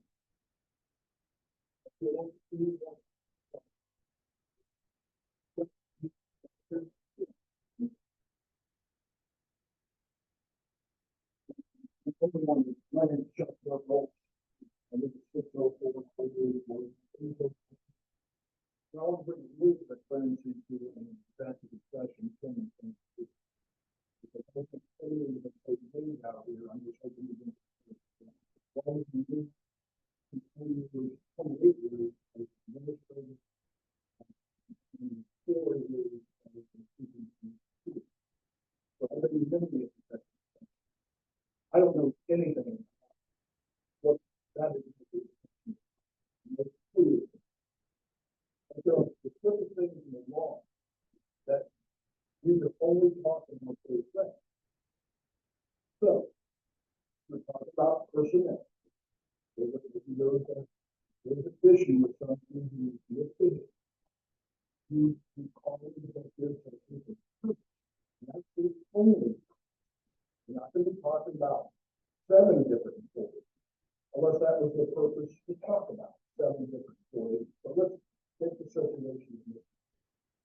That was a very disturbing meeting that I sat in at the start of this one. Because I don't know if he was the topic of that executive session. If he wasn't the topic of the executive session and he was discussed in the executive session, that's actually a violation of the law. And if Mr. Taylor was not talked about, anybody on this board can go up and talk and say anything they want to say, because that was not the topic. The second part that is very disturbing is that we're talking about a man. I didn't make the video available to the public because there were allegations made that should never have been made out in a public session. Because he wasn't here to defend himself, and quite frankly, that was not the place. For some reason, they were looking at retiring him, and you were held in an executive session to deal with that. That's a whole different thing. And initially, I talked to Cindy about it again, and I was wrong. As I saw it, I said, she thought it should have been in an executive session. I said, you know, Cindy, I don't know whether that's right or not, because he wasn't an employee, but he was an employee at the time when all this stuff went on. So my question is, Mr. Ranker, was he the top of the reason why we went into executive? So if he was not the top, he should never happen here. And he can say whatever he wants to say to anybody else, because it's not going to be enough. If you want to find out what another violation is, all you have to do, you can train yourself on the Ohio ethics. Now, the whole issue with the executive session, if you call them, I have called them recently, not about this particular situation, but an earlier situation for what was being cited as to going into the executive session. And there was a discussion about it was presented in a training session that I think Mr. Reed attended, and I'm not sure who else attended. But I have an email form that what was said that night was wrong. In fact, they do not even give an advisory on it. Did they talk about a Supreme Court decision? Yes. And I actually read that. And what they were saying in that decision is that if you're going into executive session and you're talking about, let's say, an employee, you don't have to list every single employee. You don't have to do that. But they know why they're doing it. They're not going to name the employee. That's also not right. So I just want to make it clear, I really don't know Mr. Taylor. I don't know what happened there, but I can guarantee you what happened at that last meeting was not correct. And when it comes to executive sessions, if you want to see how they're not run correctly, go to the village clerk. I sued them because they violated. Did that when they got rid of me. And they lost that one. They also did it in 2018 when they entered into an executive session, but did not ever discuss anything outside of anything out. They made decisions. And that dealt with the police. I think the police is going to talk to me because he replaced me. That situation, there was a non-disclosure that was signed by the village of Clayton that was secret from the public for over 3 years. And the only reason it became available is because I sued the village and got that particular document that was a non-disclosure that was not a legal document because of what it was covering up. So I sat here 2 years and watched the trustees. They've been good meetings. They haven't been good meetings, in my view, for the last year. Why is that? I'm not going to come and venture a guess. But if you're coming in right now and trying to make a judgment of what's going on with the trustees based on the last couple of meetings, you really don't have a great picture.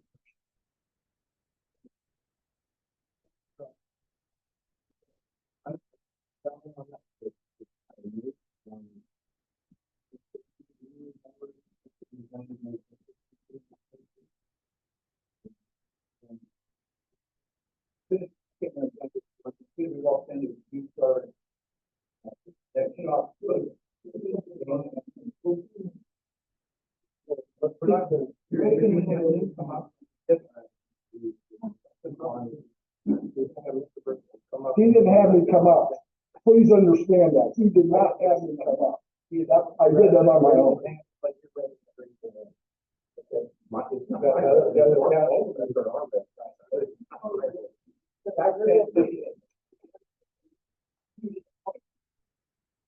Okay, anything else? Yeah.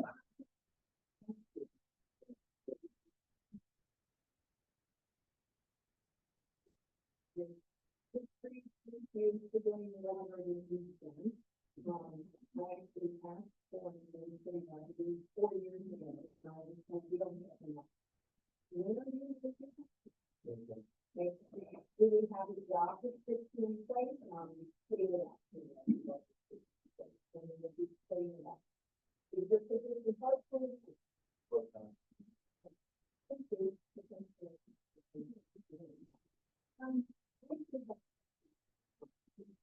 We put things that are based on non-monthly accepting, jumping your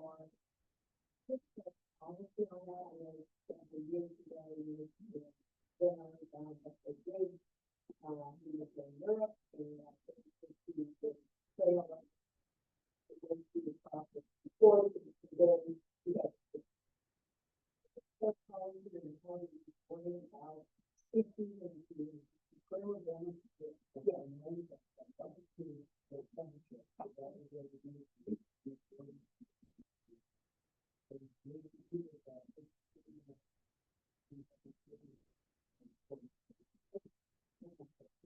The health department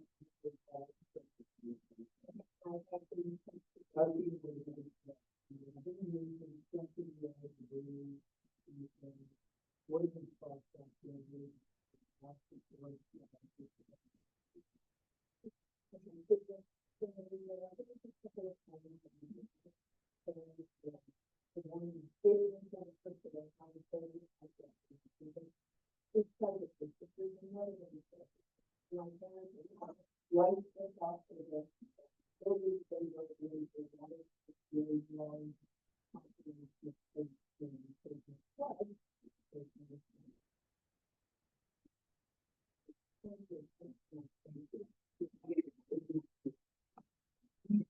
Community? Yeah, so, but you wanted to bring up in mind.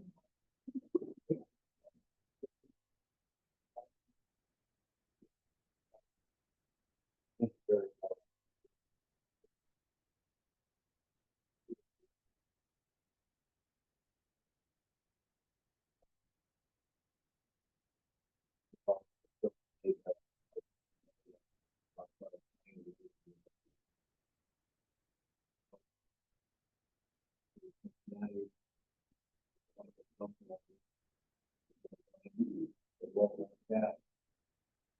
There's still people. My thing here is, people on the, we own property that is, we own property that's, for the community, can't we put a two-inch tap in and give these people water? All we done is just put a two-inch tap in, I put them down there after that.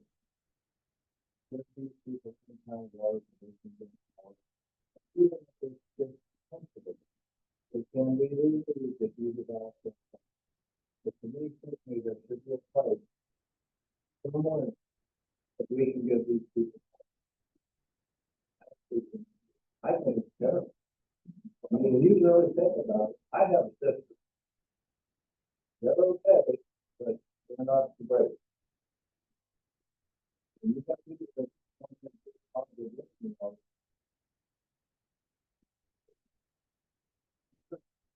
How much would it cost the township to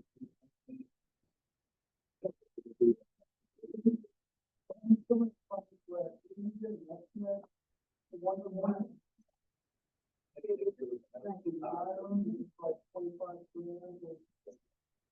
Three-quarter inch money.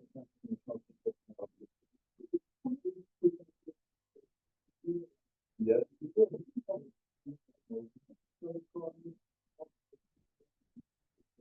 Do we really have to, do we really have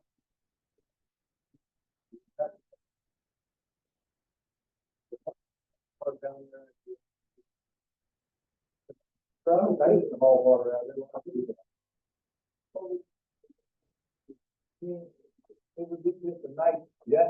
People been, I've been coming here for almost 4 years. They've been talking about water on Jordan Road for 4 years. If you're waiting for the Cincinnati Water Works, you're going to wait a long time. Because they don't move very quick. Look how long it took to get up on the ridge. And I don't want to keep any more of your time, but I just feel for those people on Jordan Road. I think as a community, we can do something, give these people a tap somewhere. We are not unwilling to pay for that, but we still got to get permission. You can't just tap it. You can't just tap it. You can't. Well, let me just put it to you this way. You go down Government Road, you turn right, you go 1,000 feet, that man sells water. That's a Cleveland water line there. That's the water hauling company right there. So he's got a tap, and he's selling it to the public. So what's going on when Cleveland can't give Miami Township a tap? No, a permit for a tap. My brother just put it in the Buffalo Ridge and Government Road. Water's not cheap. 250 foot of pipe costs him $18,000. That is a fact. That's the tap, and you get it right up to the town, and then they make you crush your system. I think that's terrible. The city of Cincinnati makes you crush your system once you get water. There's a lot of money in that, but I'm just saying, I mean, these people want water on Jordan Road, that's great, but it's kind of a pipe dream. Once you get it to the street, you get it to your house. There's an extra expense there. That can be extraordinary. It can be extraordinary. So I just wanted to throw that out there, my 2 cents. I know you got a lot of things going on. You want to move forward, but I just think as a community, we could do something for water. Go here, turn it on when it don't come out. It ain't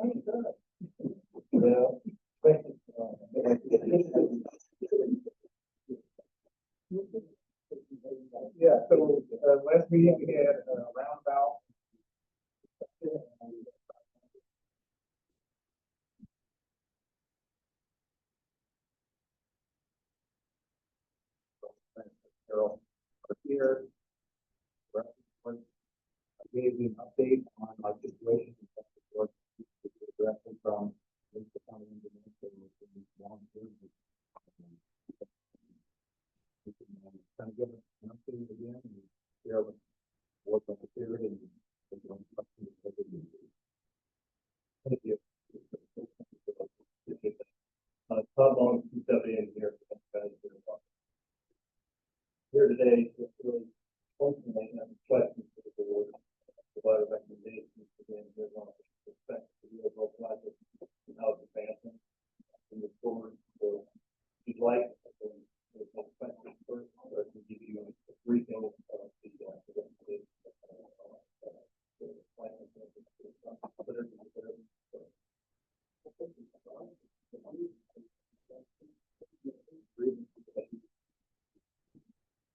A bit of background. The project for the roundabout with Shady Lane originally proposed a commission application award in December of 2024. The application amount was $1,797,460. Grant award amount was $890,960. Local revenue is going to be $898,500. We have a breakdown of the agreement with list those costs. The cost of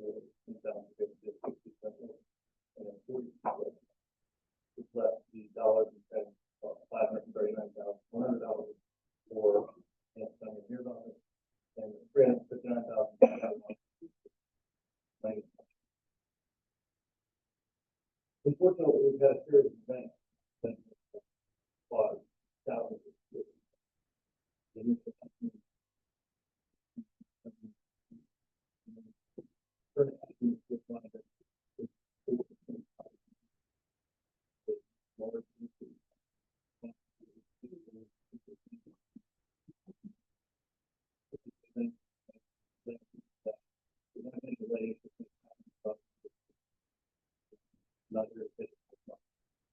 what we are seeing across the board that supply and demand in line. That makes this essentially untenable for us to be able to move forward. So at the end of this process, I will make some down the math.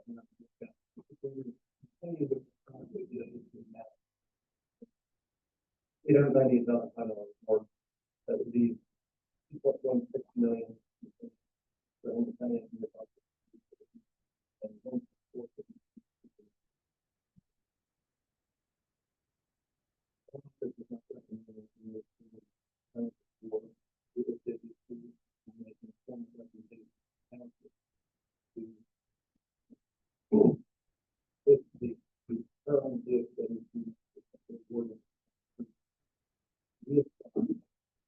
About 38.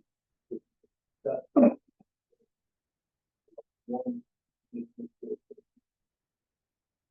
the formal recommendation.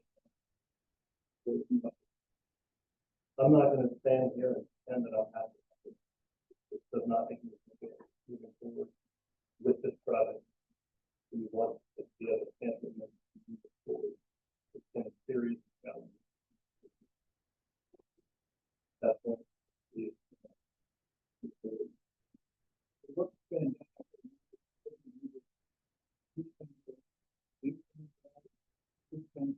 relocation is probably he's already relocation is to move this to the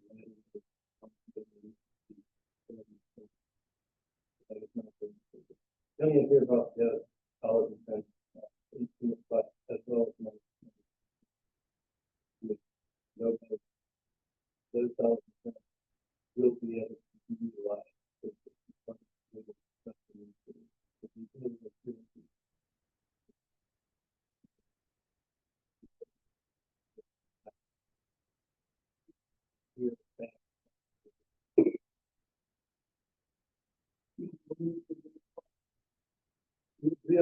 I'll be honest,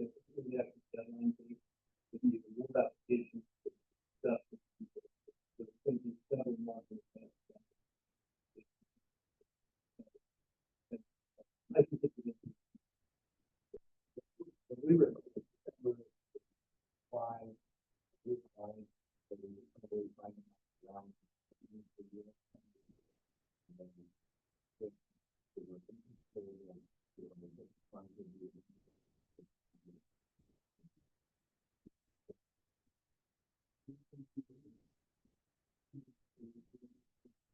we would have to put in this application, and obviously this one we're going to do it. And it's larger than that. So the burden is dependent on how we do this application. So we're asking for 9-10 states. How we package those grants is somewhat dependent on the success rate we might have. So there's a number of factors that we look at. The initial grant that we put in place with these types of costs. That may not be on the table. We may have to look at a higher amount of the state. Well, what was only the increased cost? I mean, that's pretty good increase, 1.7 to 4.7. We could go far out.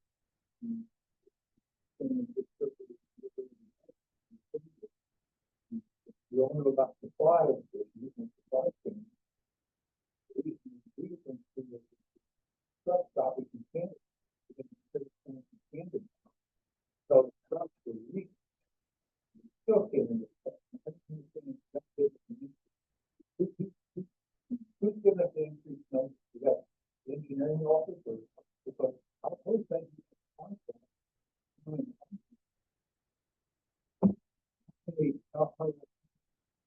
It's a great question. The answer is we do not have a price plan. It's worth it. So at this particular point, probable engineering cost based on the system. We saw, for example, the county engineers will put out resurfacing bid early part of the year. Unfortunately, we were unsuccessful in obtaining bids that were within the realm of the county. 40% higher than the engineering.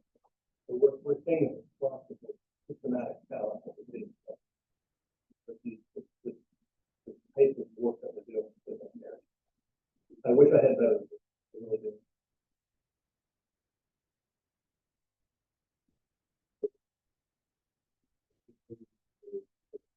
It's really if you need to come out to whatever 50%, 60%, whatever it is, it comes from the first.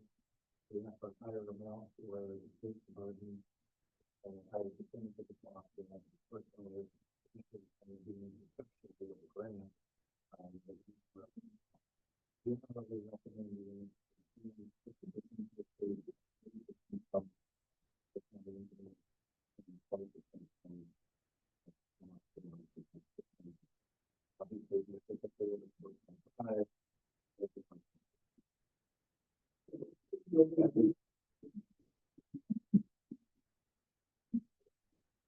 what was told to me was that we were looking at 4 million, but then the efficiency plan, explorations, and other unforeseen that they were asking for the request for up to 4.5.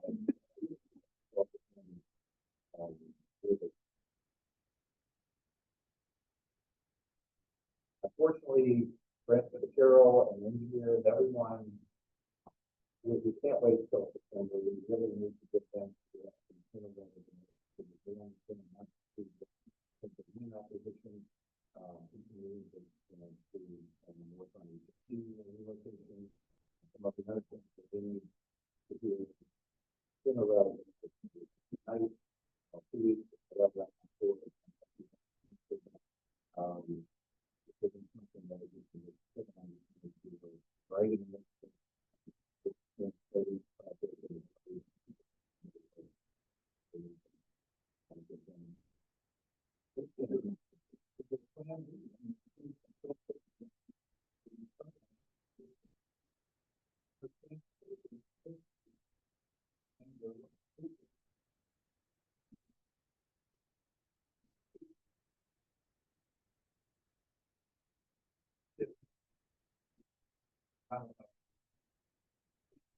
In engineering, there's always people understand this factor. It's a little bit about we did that. Again,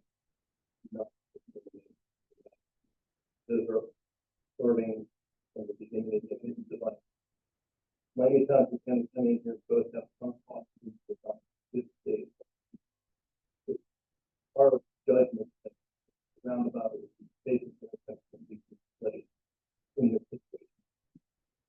So that's our recommendation that we work with that. Completely understand. At the end of the day, it's a range, spectrum of options. There's nothing. We do the recommended.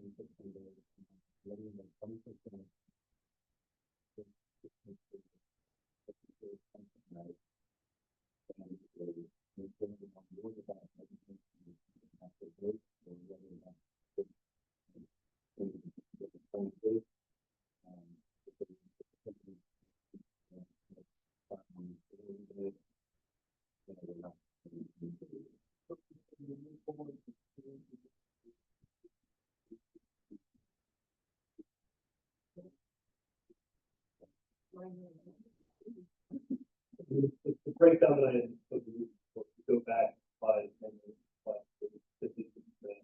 million with the now, if we go into that system with five, the breakdown becomes the math, the scale, the amount that we have. And then you have a risk of whether or not it gets awarded this type of thing. So I'd be hard pressed to say an exact number until we get into the mathematics of what might the state be able to award in that situation. And it's a competitive market. We're not just everyone. There's no guarantee to the system if you follow the recommendations. But functionally, I think there's really no way for us to be moving this stuff forward. I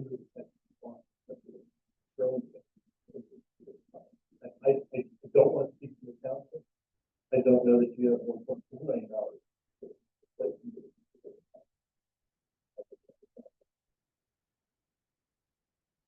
So my ask today is for the recommendation to return those money and try and proceed forward in a logical fashion. So obtain as much of the state money as we can, champion the project further. The other alternative, unfortunately, might be a no bill. And then I think that's a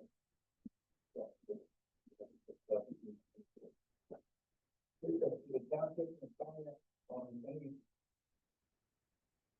Are you on the hook right now? Well, we've already said design fees. No, so that's no additional waste of time. Right away, if this is not the timeline, that depending on how we move forward with this, any of those negotiations, and those fees what the process.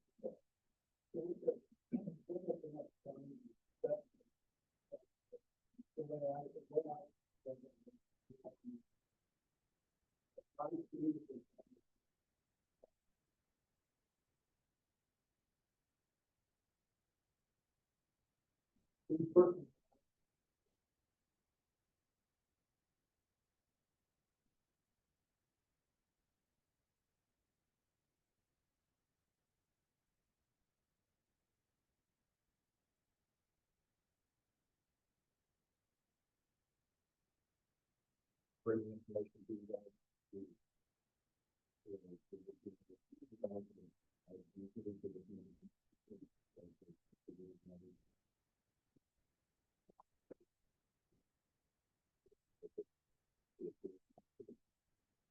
My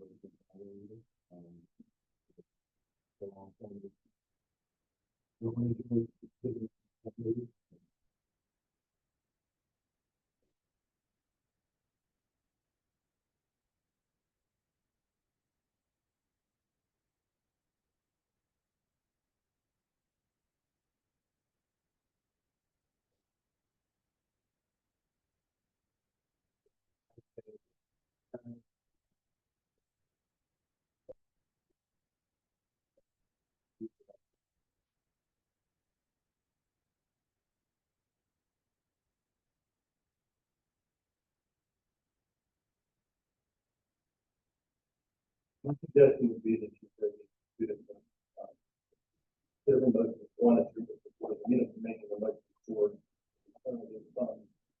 That's one.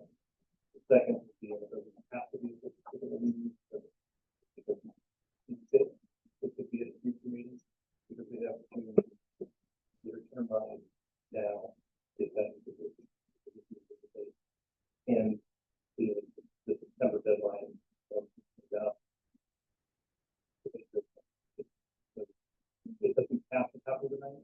It would be beneficial to understand who we still have a partnership and it's still a partnership. But I don't think it has to be a formal record. It's really easy by what. Would you have to come out to the residents for the tax levy to afford this project? Because, okay, that's my question, because we're already over on it, and the same money. Yeah. But it's like, since, yeah. Okay. Yeah. Okay, so what is the challenge here? So that you know, how much is needed out of that, do you think? For this project, then you can, if you go for it,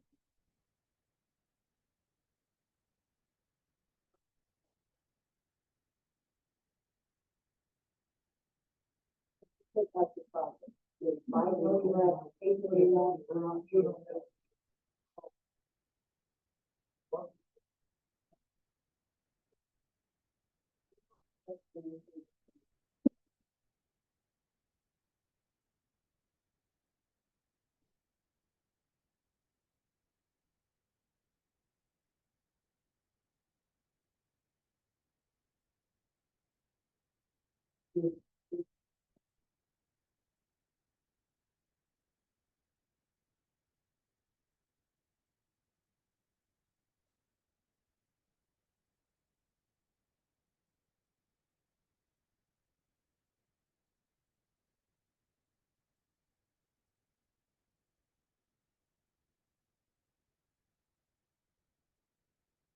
Make a motion that we return to the state, and get that information to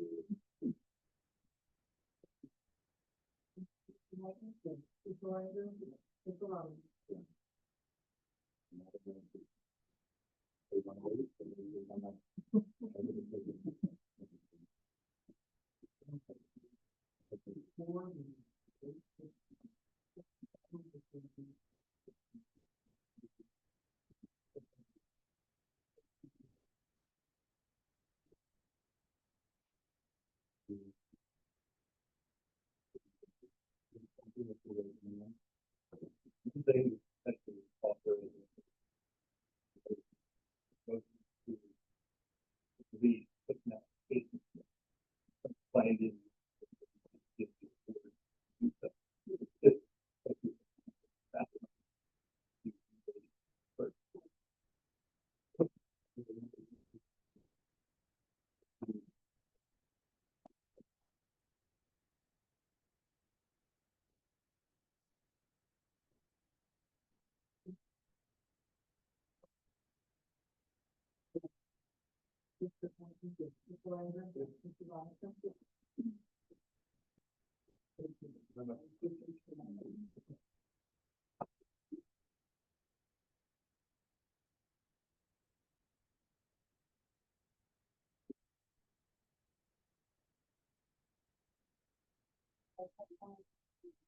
So, Duke Energy is building out an easement agreement so that they can use all their poles and on their property. Everybody would be able to give us a lot. Well,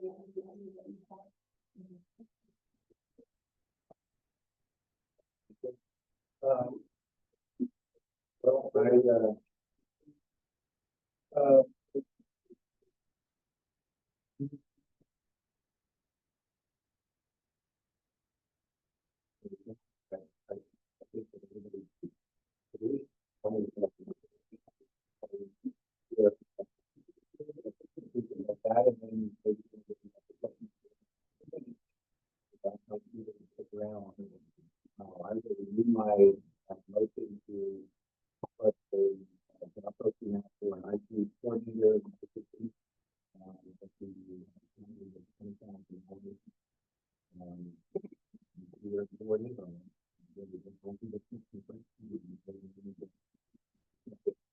again, but my total individual.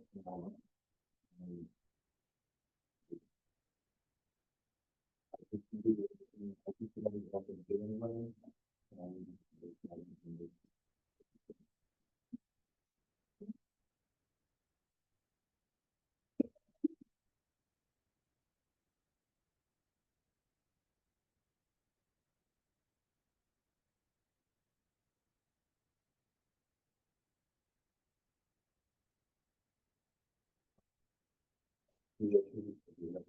forward to I see that the black lady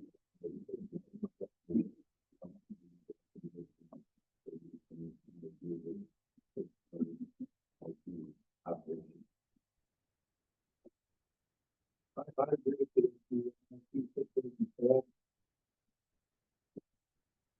You have to borrow it, video to me, you can get video.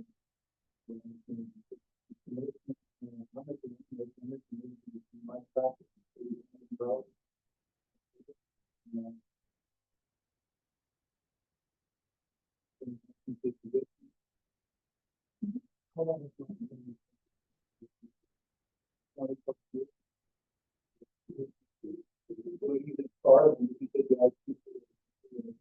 Township.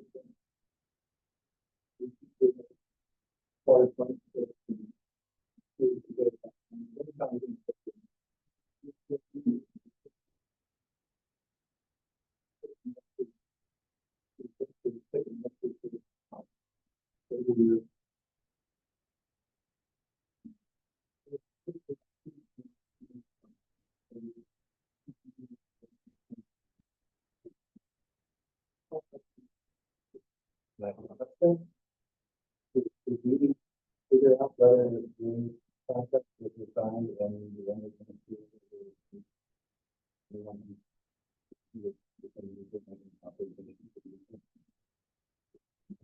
My understanding how it's signed online. It's an online, it's not a contract proposal. My understanding.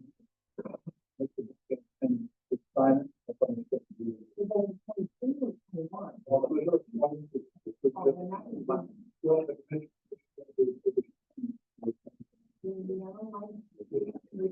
Anyhow, that's what I was told. And I talked to Mr. Best.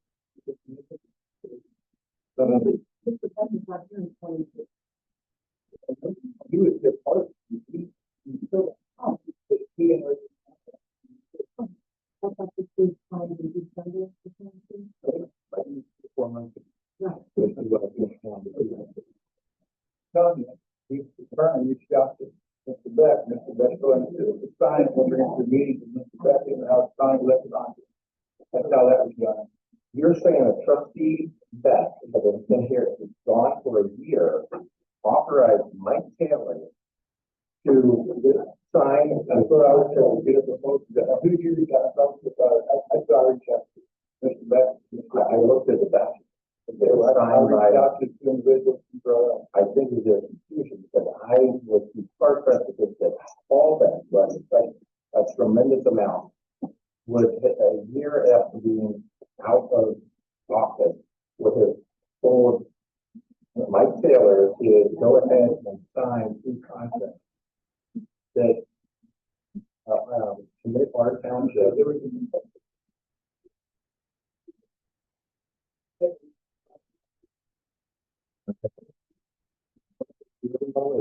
No, I made a motion.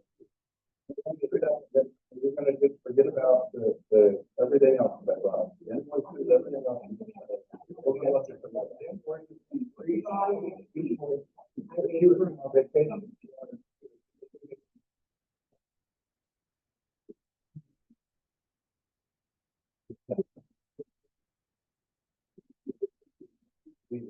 We are not driving around pushing buttons.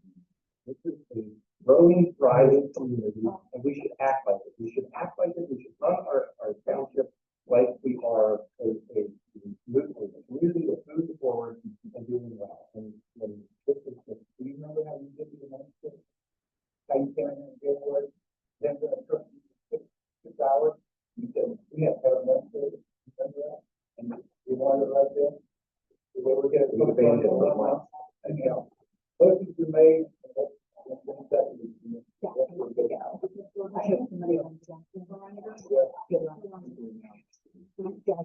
will say that I'm continuing to stand with the employees. I think it's unbelievable to bring them back with a huge raise, and reward them for that after resigning on the spot with no notice. Again, every HR professional tells me that it's a terrible idea. It's incredible. So I will stay with the employees, and I can slap in the face to them. I think it's wrong for our township, and I will take. I'll make the motion to the executive session. That is person.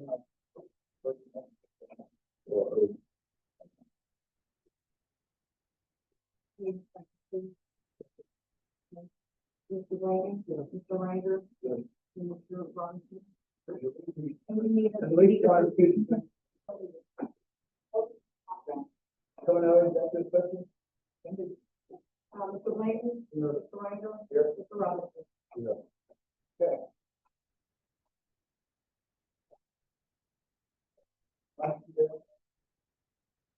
New Jim Shred Day was May the 20th from 9 a.m. until noon. And I think that's great for all early work and the communities that control federal and I think that was a successful and get that opportunity. Summer concert June 23rd, August 4th. And then in light of recent discussions, I don't want to rehash all that, but I will say that I looked at Fulton Township and they have the personnel and policy manual that is for the 300 students. And well, we have policy.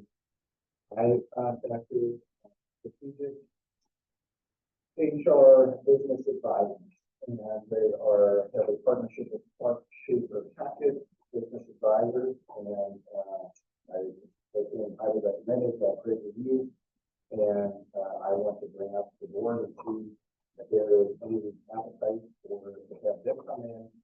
They did a bid proposal for $5,000. I think that we could potentially negotiate that down some, but they would come in and do an evaluation and analysis as it relates to our human resources, and there we are with policies, procedures, again, job description, just basically our overall HR operation and get us where we need to be. That would be a 4 to 6 week evaluation that they said they're on smaller size of our jurisdictions that they deal with, and they name a number of jurisdictions that they do, Middletown, different townships, cities, villages, that they would do about a month process to look at everything we have, and then on beyond that, the recommendations and or cumulative different options of how they could be a resource for us going forward. So, if there is Once they get through the process, will they can build a policy? yeah, so there are 3 different. So they would give us a report and recommendation at the conclusion of that. Then In addition to that, when they have several options based on, whether, uh,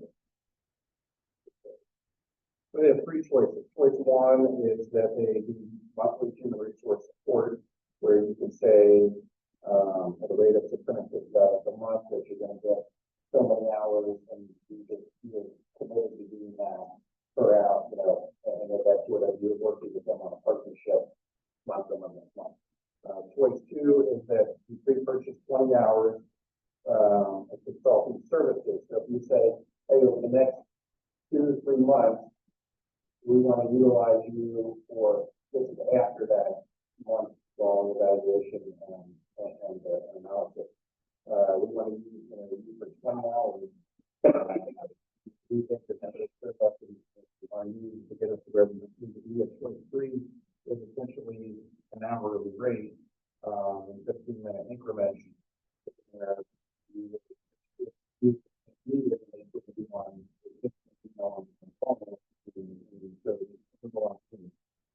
But I think that, again, in my review of Green and Full Red and Delhi, Springfield and Columbia and Pittsburgh I think that we need to upload and really find where they are and so that is something.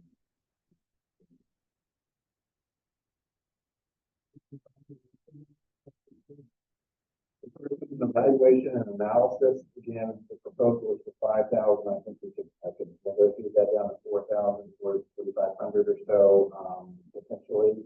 If it seems like the board is interested in this, and if we're not, then we're not. But I didn't really want to spend some of the time negotiating it if there's not some support from the board.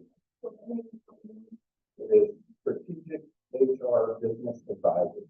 They are, again, they have a partnership with Clark Schaefer Hackett, which is a well-known business group. They are based in the city of Cincinnati.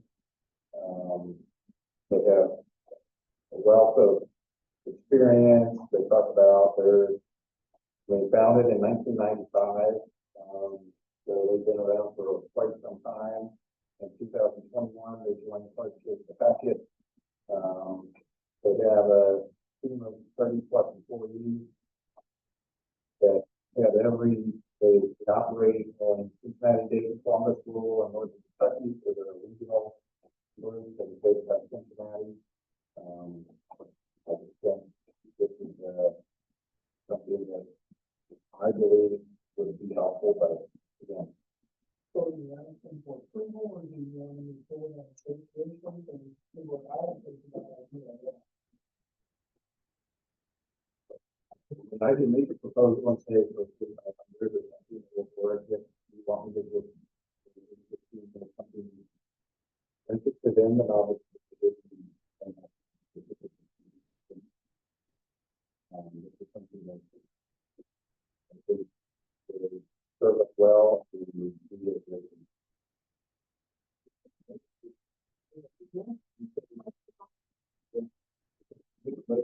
I'll make a motion that we the 5,000 to negotiate with strategic HR business advisors to do an evaluation and analysis that will take 4 to 6 weeks, but most likely be more for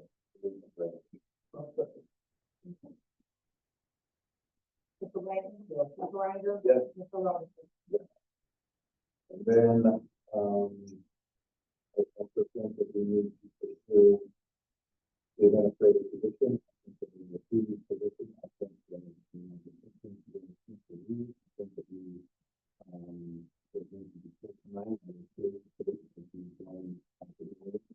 We want it to be an open position that is great and it could be someone and with trying to make it that much on the state for this position and I think we need to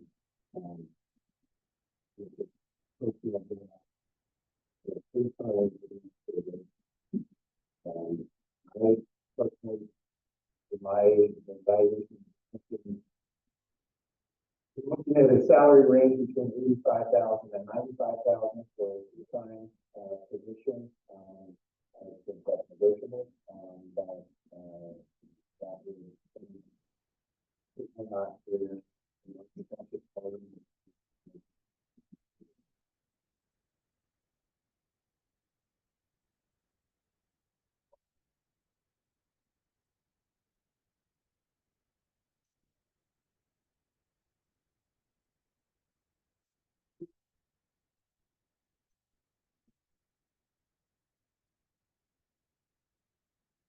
Then we're looking at insurance and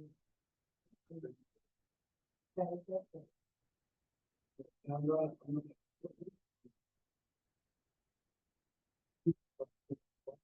I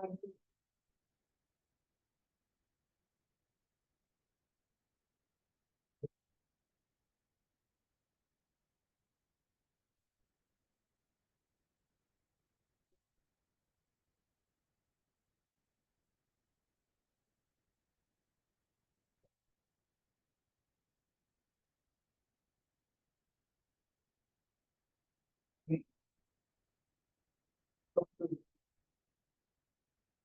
first one was to using the board of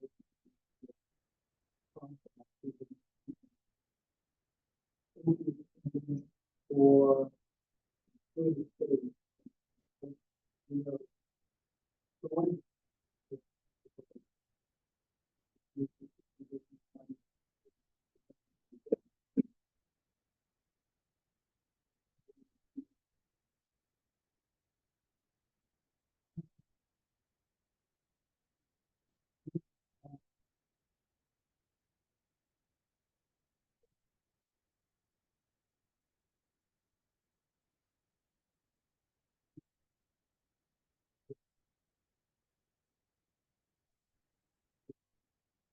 I mean, when they work the contract.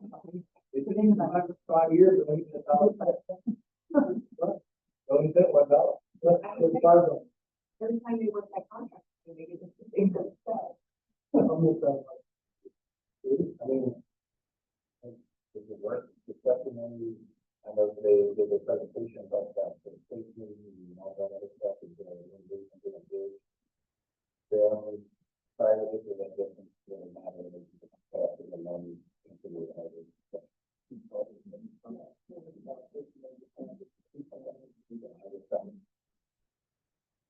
It's the rain, Yeah. it's the rain, Yeah. it's the wrong.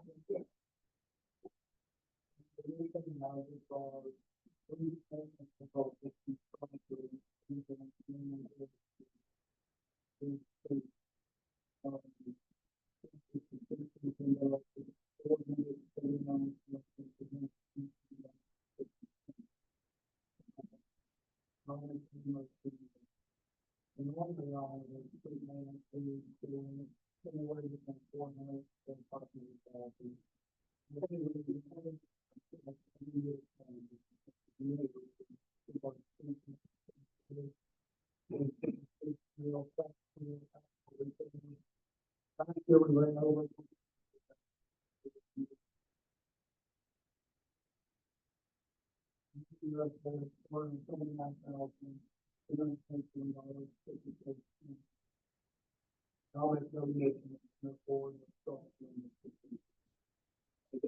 I'm fine with it, within the budget, and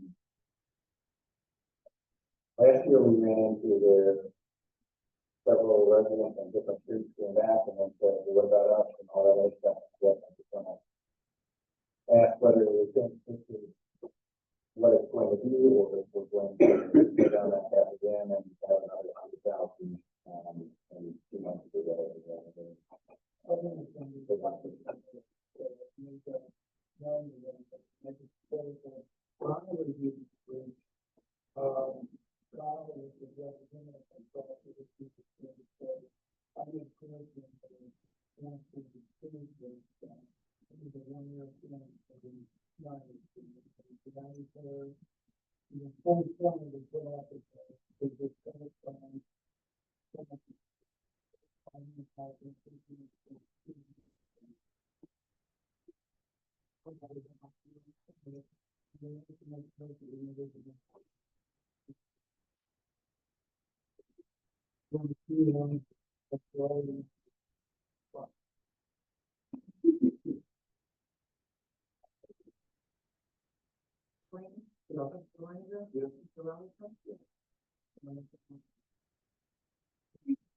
Cindy, you have someone here. Well, yes, Motion definite to the officer of security, public records. well, but I would take a class if I took a class. It used to be that one of you during the term had to take a class. Now it's every one of you has to take a class every year. And that was for our audit, we're in the middle of audit right now, while we're done. And so he said, well, you could definitely, usually you could definitely take a meeting, which I just happened to take it like a month ago. I just did it because I do it every year anyway. So you guys just have to designate that I'm the one doing it for all of you. And I figured that. It's a long class, but so all we need to do is do that. Unless you guys really want to take it. I'll make a motion to go ahead and approve, Cindy, the record, public record, and for the board. So we have to remember to do this every year. Right. Okay.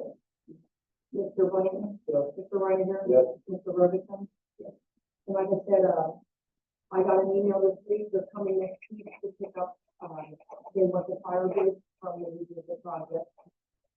And a couple other things, and they're picking that up next week, the 26th.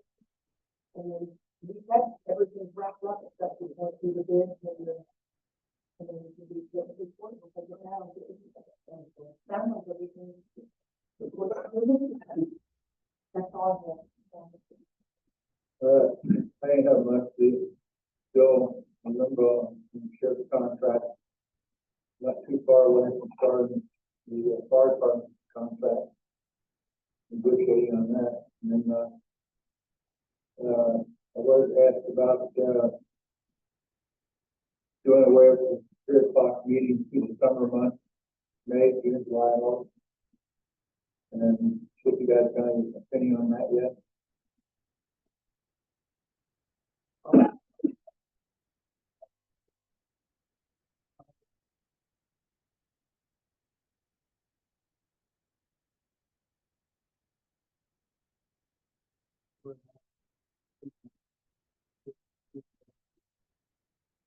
I think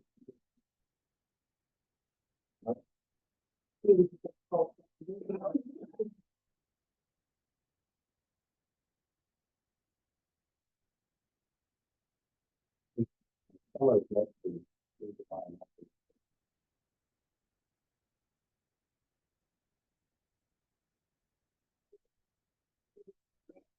That's fine.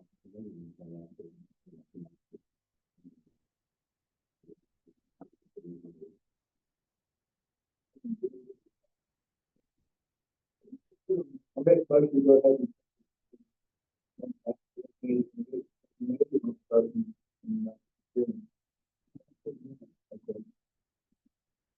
That's fine.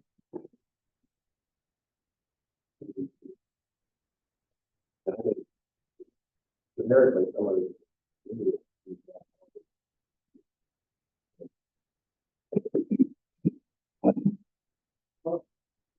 We have a lot going on.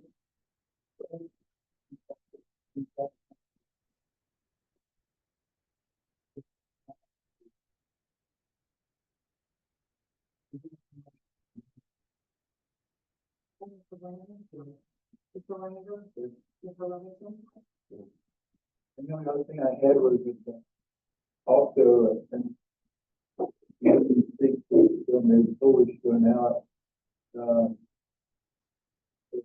about state services, administrative job title, and there was a concern by one of the board members of some of the bullet points in the job description. I understand, I have to agree that he's happy with the job description now, the changes to it. And, administrator to director of safety services. And, make a motion to go ahead and do that, and we're gonna increase that salary, $150.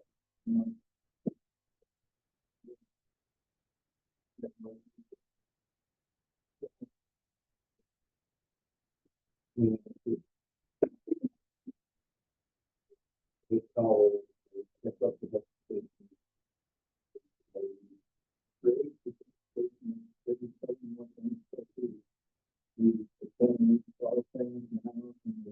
more meetings on behalf of the township.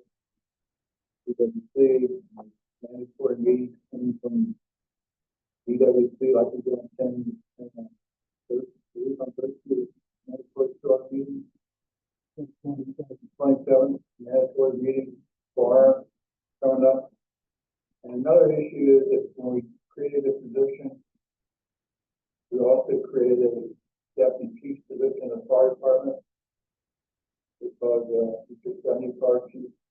And that time we were paying out of the fire fund was supported, and the person in that position gave us $6,000 in order to help create the position of deputy chief.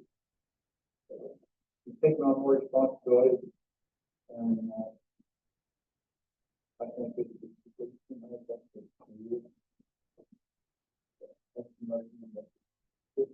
really, this isn't about you as an individual.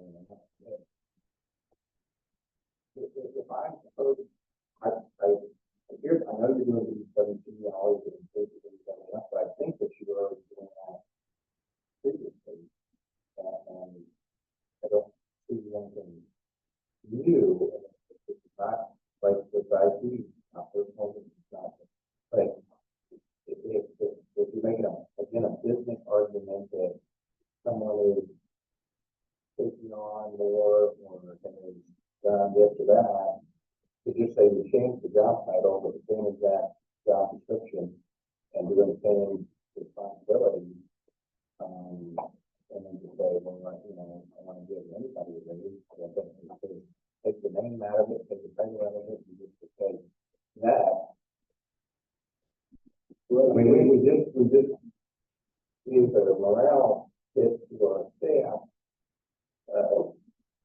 with the decision that was made earlier tonight, and now, what about, I mean, I'm sure that Dan would argue that Karen's doing a great job, that Ronnie's doing a great job, I would argue that Terry and Sam, everybody would love to the people that are working for them, the building, and just point out that our rentals are one through the roof, unbelievable, more additional things that the brewery is taking on. It's interesting, really,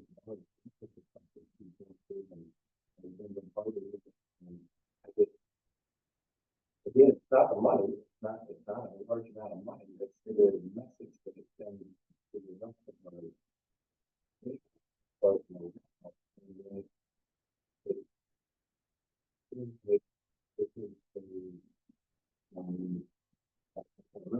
I would like to see a business, this is why I'm doing that, why I do, not just, if they do, I think it's better to report to me. And I think you would leave that to raise it, and anything else to raise it, it seems like saying, like, budget at the beginning of the year. We just get raised. But I think we increased the hours for the city with one again. It's the beginning of the year. And then it's not much money. It's something in January, something in February, let's say, and now something again for and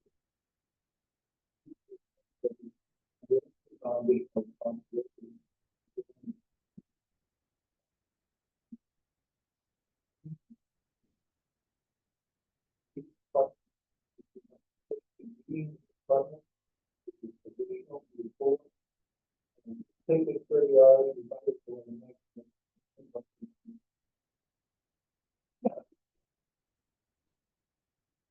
Here.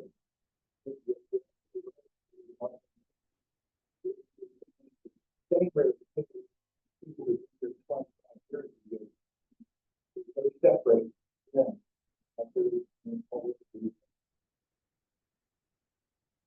Well, with inflation and everything else. The money, the one and you don't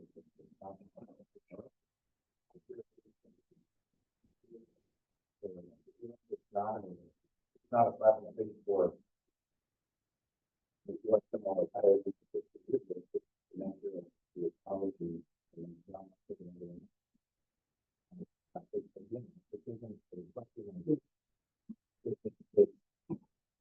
I feel it's just earlier, then some personal out, and I think one personal position. Well, I can say a little bit.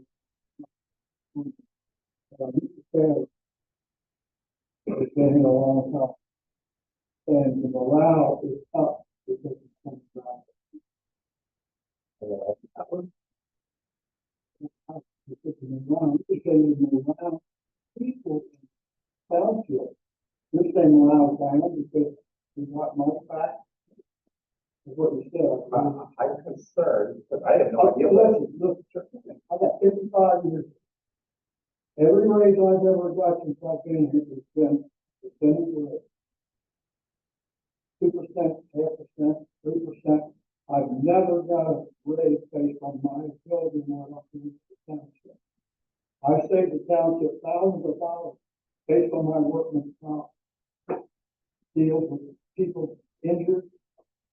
And, you know, you're kind of saying that I'm not worth $150. That's not what I'm saying. I just No, that is, has nothing to do with you as an individual or how much. doesn't matter. Let the board vote.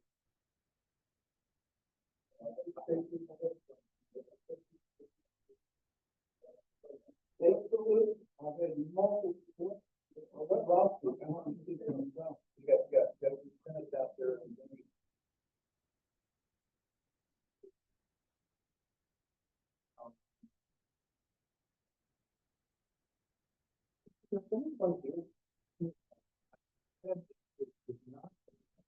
It's nothing to do with my, I don't, and you just said, no, it is about, you know, The morale on the county is, you're saying it's bad because we brought Mike Taylor, who was making 15,000 a year somewhere. And for what he's done, he doesn't just do IT stuff. I mean, he does a lot more than just IT stuff. And, the morale of the department heads that I know that work here are really happy. If you voted tonight, very much.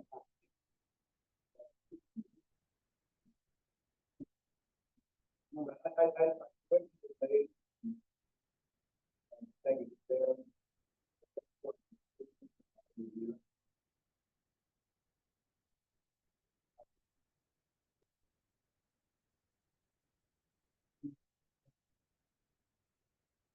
Number 5.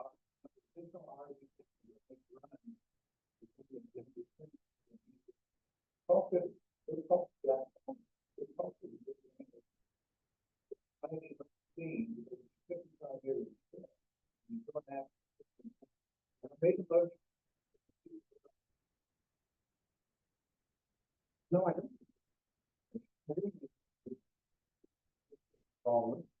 I said, how is it? Finish it off.